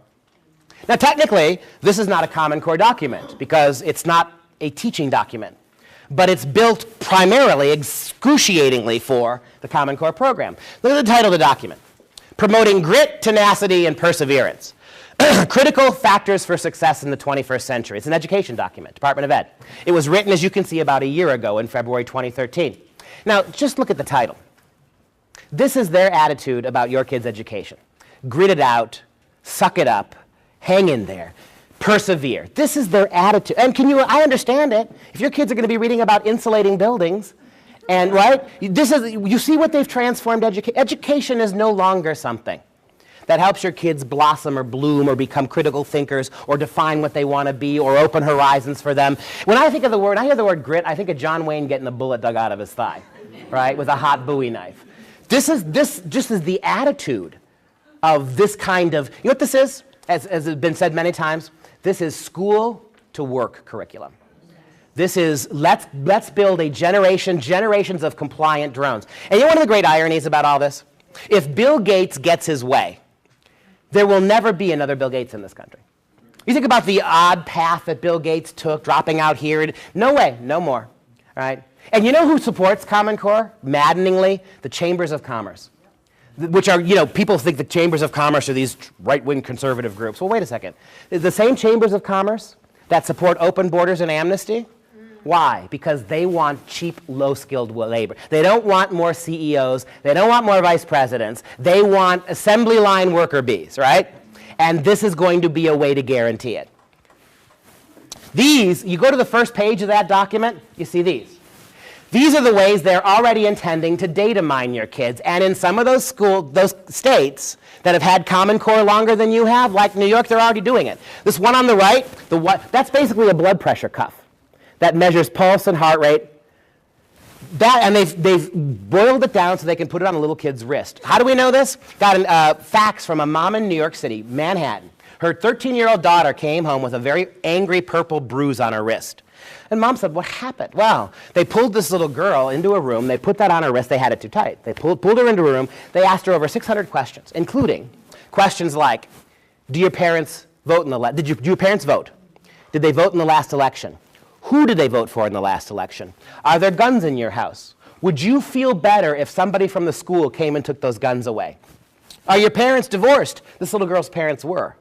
Would you feel better if the school helped you live with the parent you wanted to live with? All right? Hundreds and hundreds of such questions. This is another one, the facial expression camera. Right?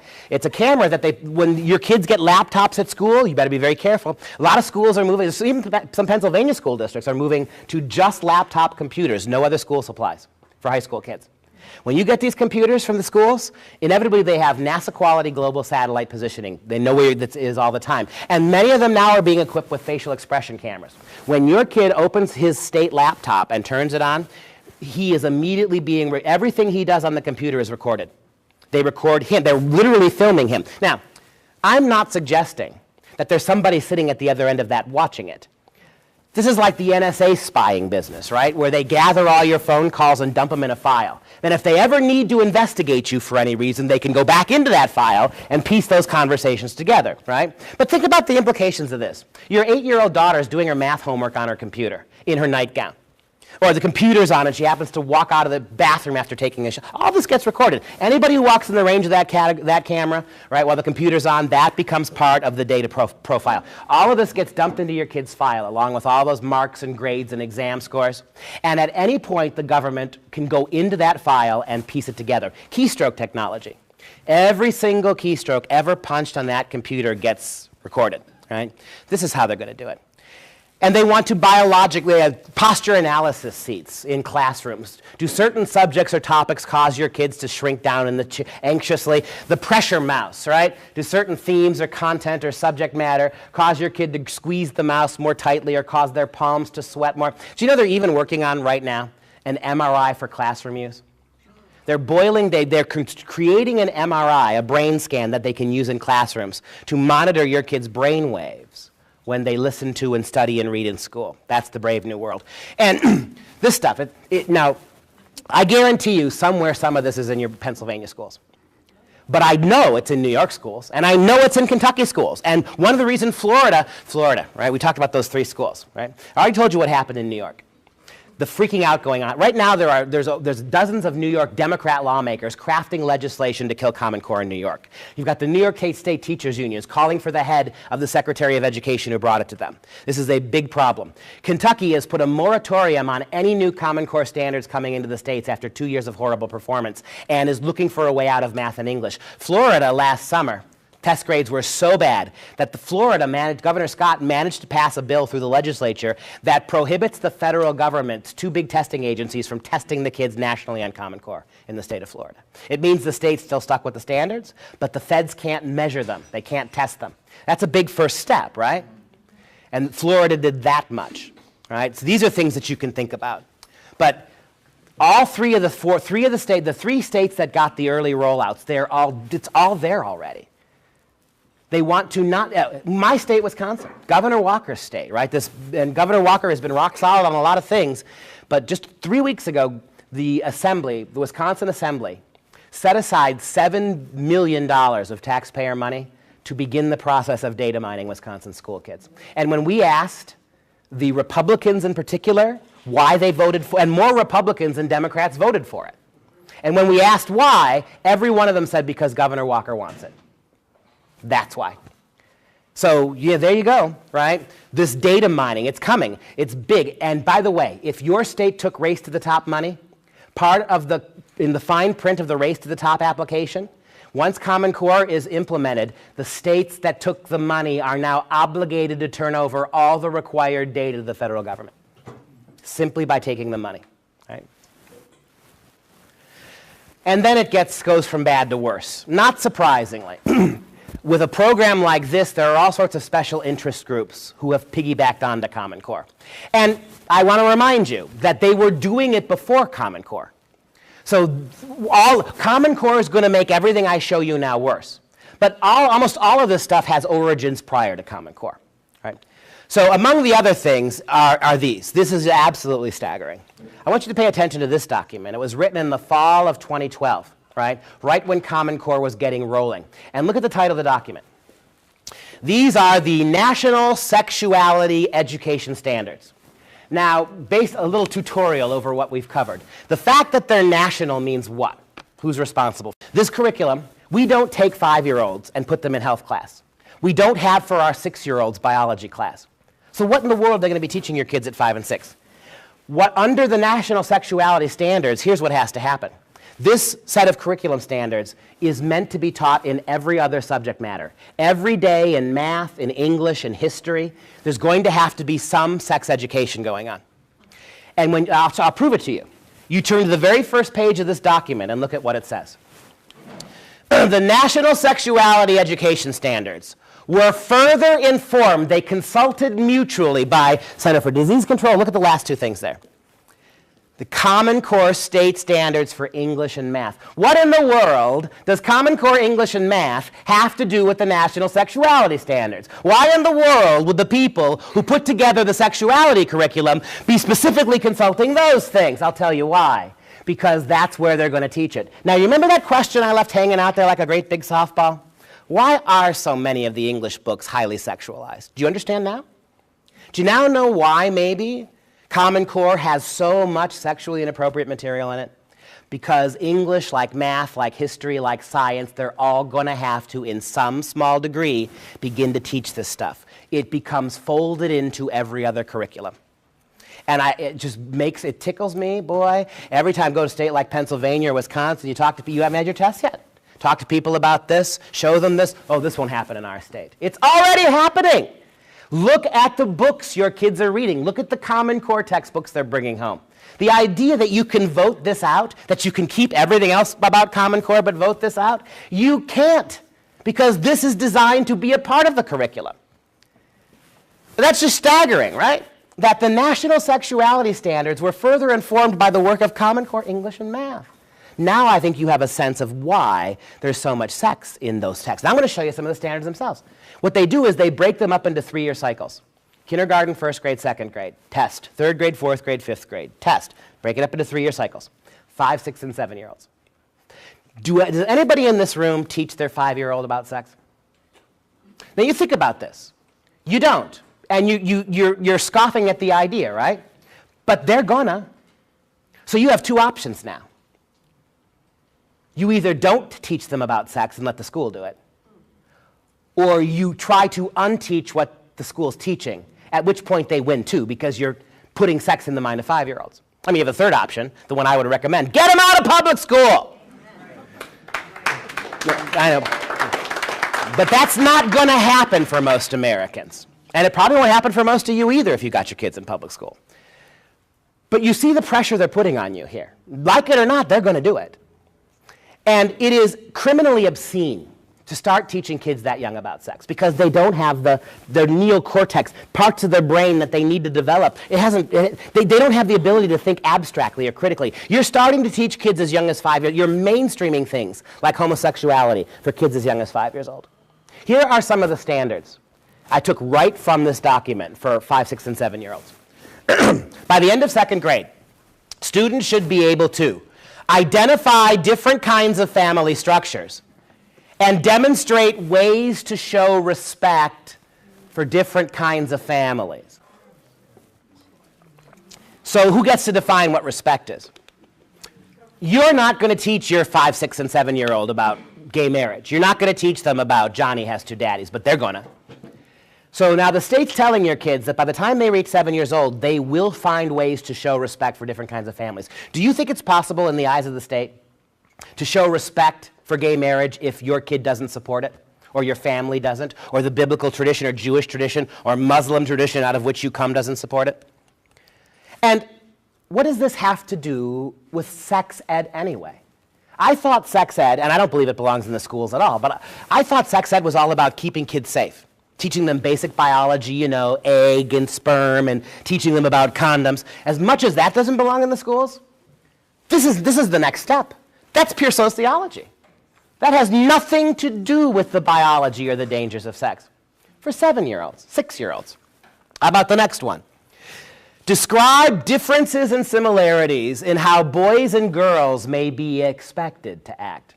Now, that's interesting because if math isn't true, you know biology and gender aren't, right? How many of you know what Governor Jerry Brown did in California a few months ago? He passed the first law of its kind in the United States, whereby any child in the public schools, age 5 or up, who shows up to school and decides he or she is the opposite gender, they must immediately be allowed into the opposite bathrooms. They cannot be prohibited from playing on the opposite sports teams and using the opposite gender's showers afterwards. Already a law in California, and there are all states across the union are starting to adopt these laws, right? I'll tell you what's going to happen. In the next 10 years, you're going to be spending millions and millions of dollars, billions of dollars across the country to create third bathrooms and locker rooms and showers for kids who are gender questioning. But Jerry Brown, and a lot of liberal people were mad at him. A lot of liberals in California were upset, and they said to him, Governor Brown, Why don't you just require every school in California to build a third set of showers, a third set of lockers, third set of bathrooms for kids who are gender confused? That's the politically correct term. And he said no, because that's separate but equal, and that's discrimination. As if this whole business, little boy, kids who haven't hit puberty yet, deciding that what, how do you decide before you hit puberty what gender you are anyway? Why are we allowing kids as young as 7 and 9 to decide they want to be something else when their hormones haven't kicked in yet? But that's the law now. And notice how Governor Brown tries to link this garbage to the civil rights movement? Separate but equal, right? If a little boy says he's a little girl, and we don't treat him like a little girl or make him go to his own little bathroom, we're discriminating against that little boy. And you know who was never consulted about any of this? All those little 13-year-old girls who are not going to have to go to the bathroom with him. Right? That's the brave new world. Again, I ask you, even if you think there is a place for sex ed in the schools, is that what this is? This isn't sexual education. This is conditioning your kids to accept certain things.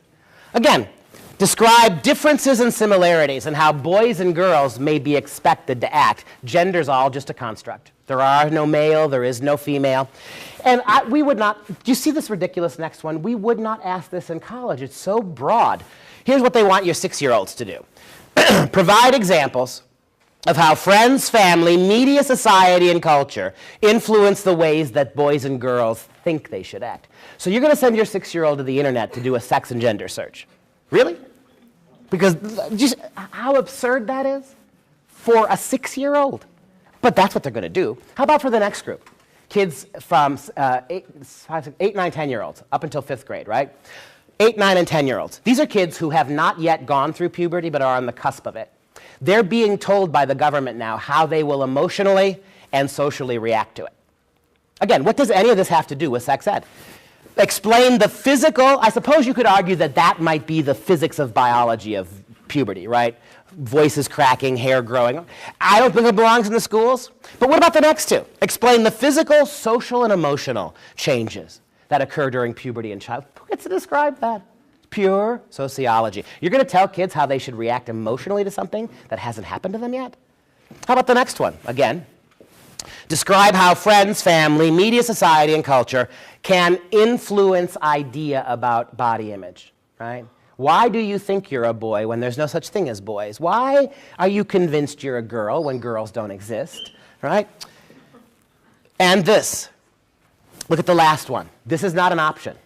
By the time you reach 5th grade, by the time you're 10, you will, this is the standard, you will define sexual orientation as the romantic attraction of an individual to someone of the same gender or someone of a different gender.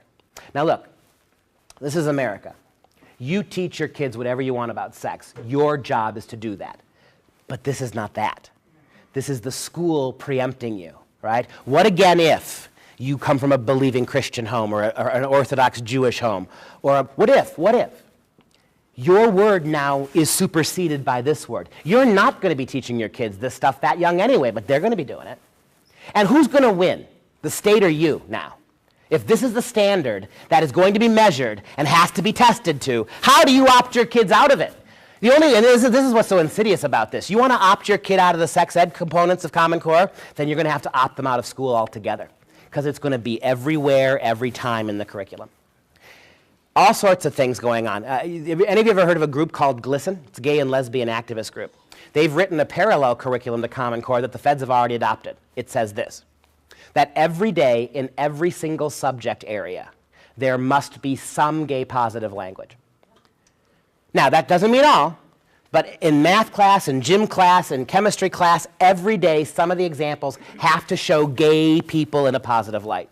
So in math, you know, right, you got 3rd grade math, you talk about Johnny's mom's got 3 apples and Johnny's dad's got 2 oranges. How much fruit does the family have? At least, not always, but at least once or twice a day there has to be a gay positive example. Johnny's lesbian moms have so much, right? Every single class. Not just in biology, not just in sex ed, in every class, the curriculum has to conform to this. What business is any of this of the federal government? But that's what they're doing, right?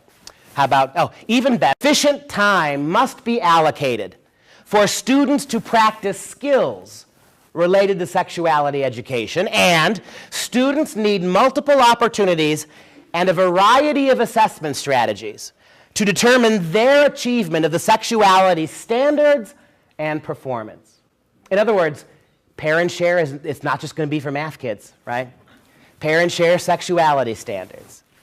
This is direct quotes from the document, right? Now, lest you think this will never happen in Pennsylvania, or our schools won't accept that. My superintendent said we'd never have this.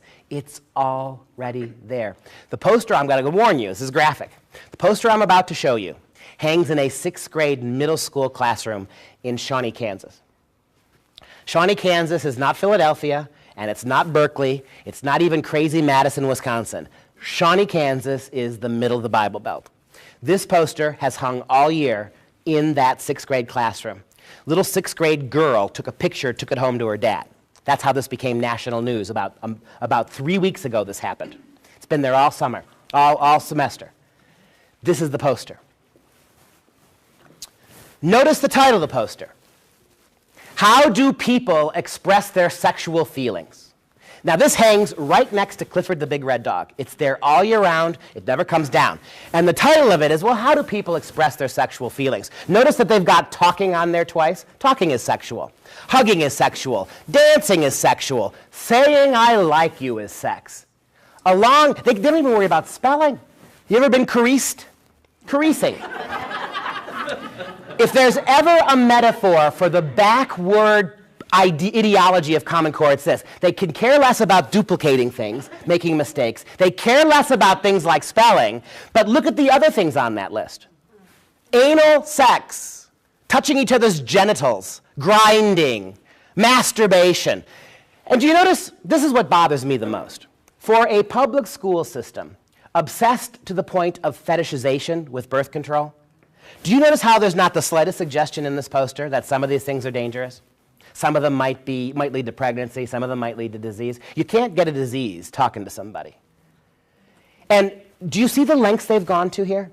The whole premise of this exercise is to get your kids to believe that there is no moral or ethical difference between any of these things. That if you object to any one of them, you're objecting to all of them.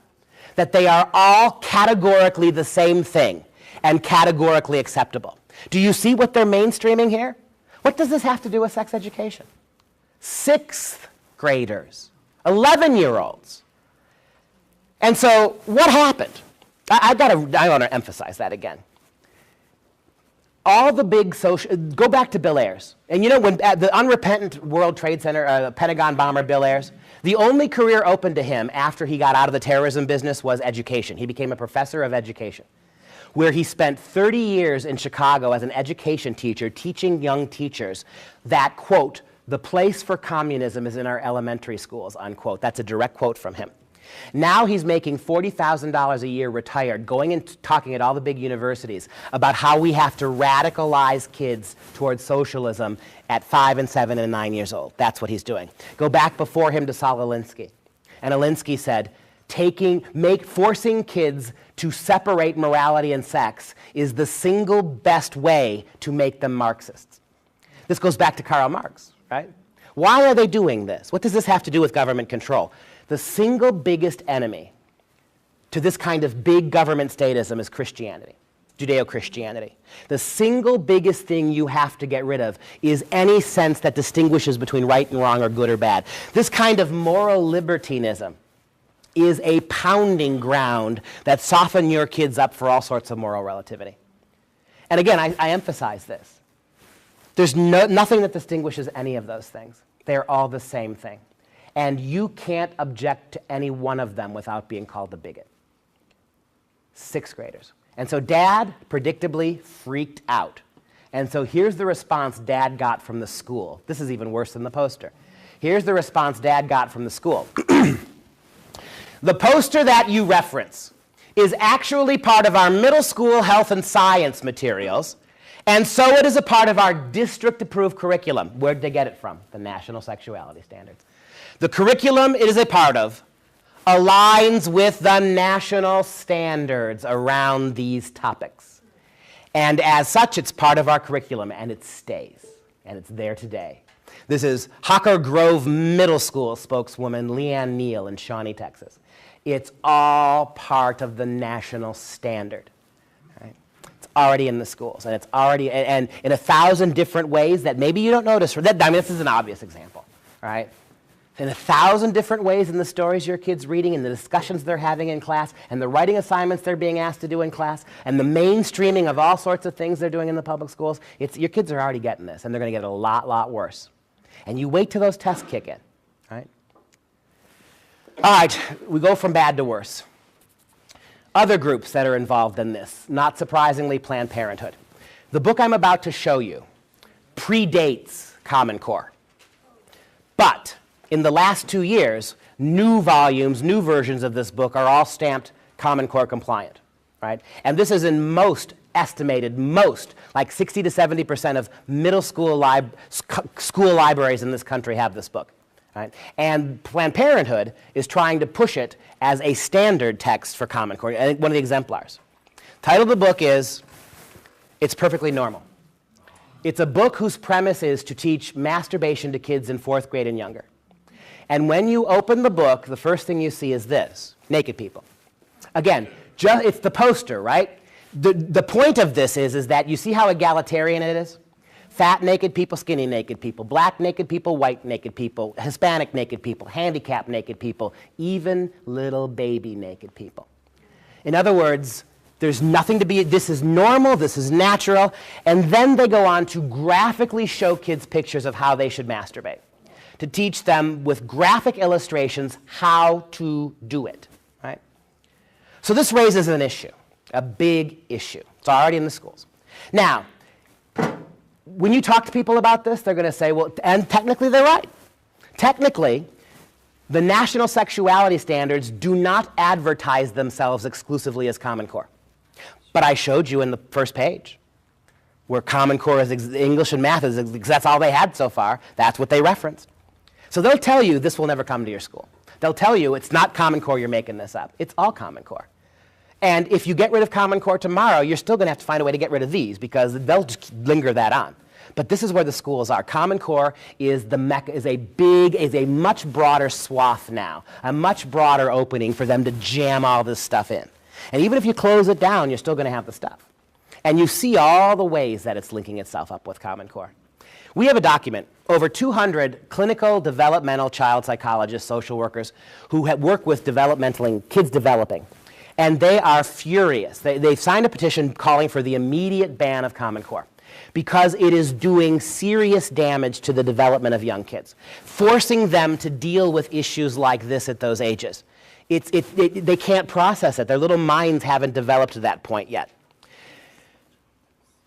I'm going to show you a short clip from one of those doctors. This is Dr. Mary Calamia. She's a clinical social worker in New York, one state over, right? And she testified before the New York State Senate about this. It's one of the reasons why New York is now trying to get out of this.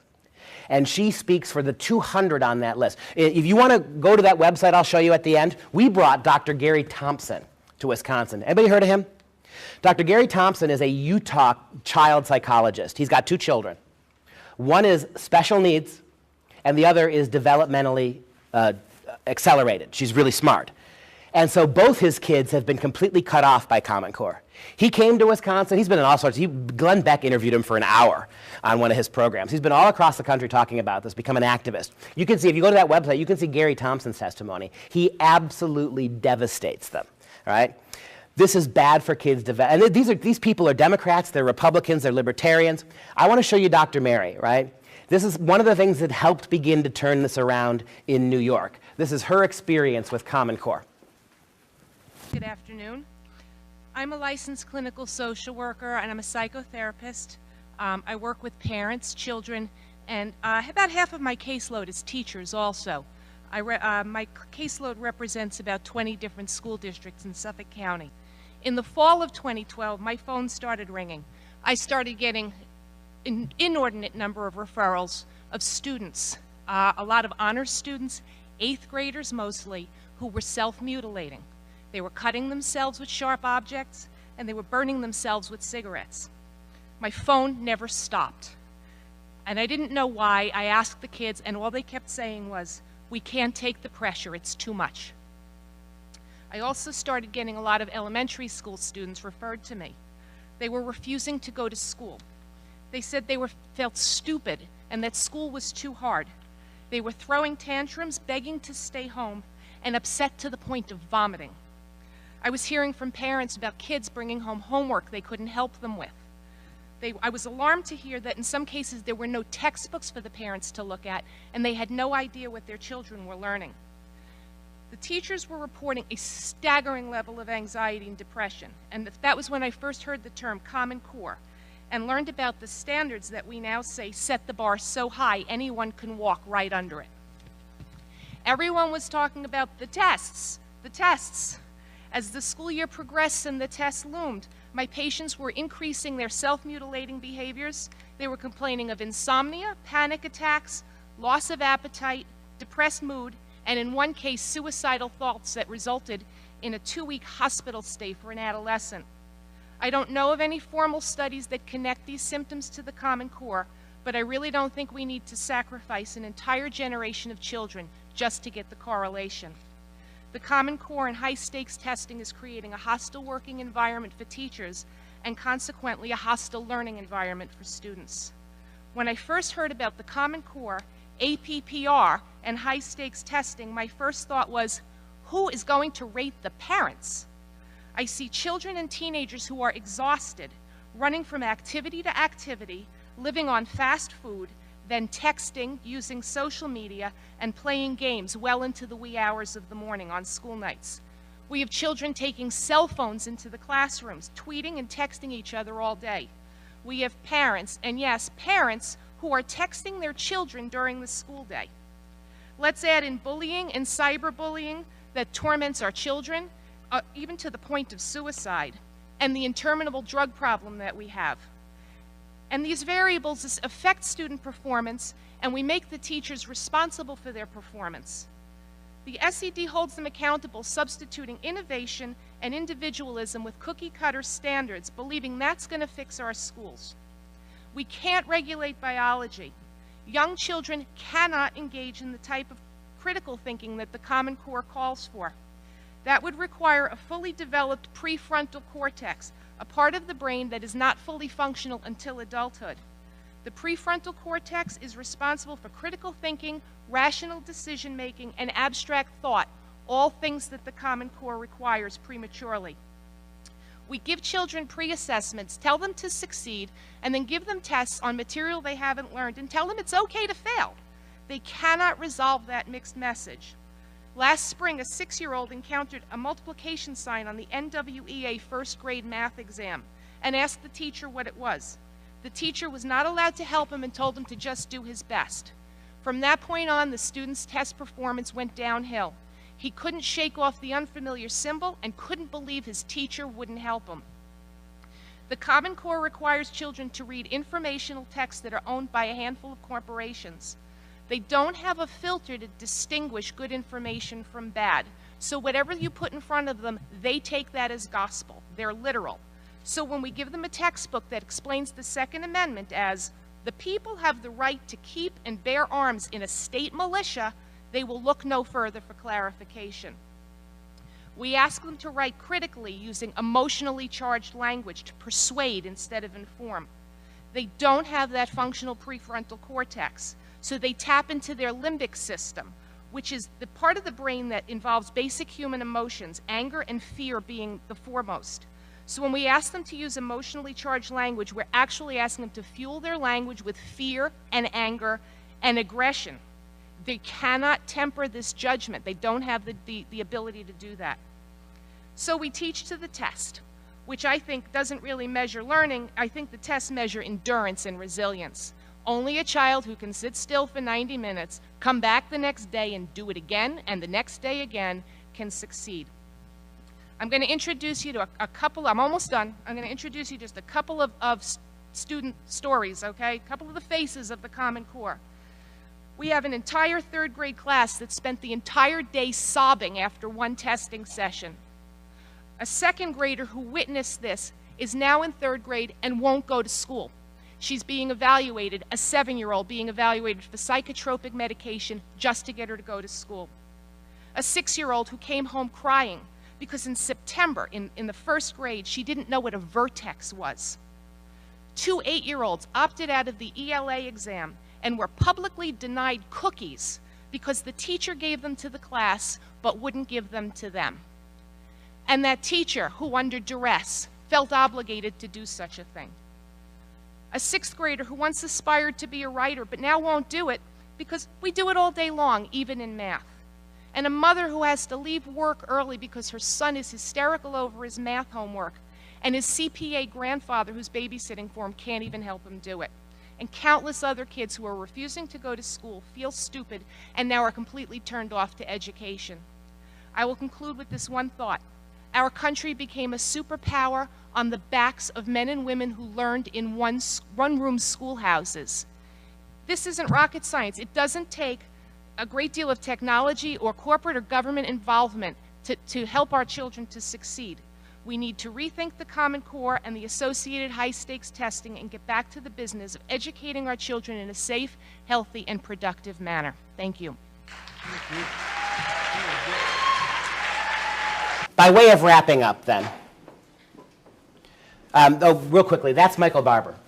This came up briefly earlier. He is the CEO of Pearson Publishing, right?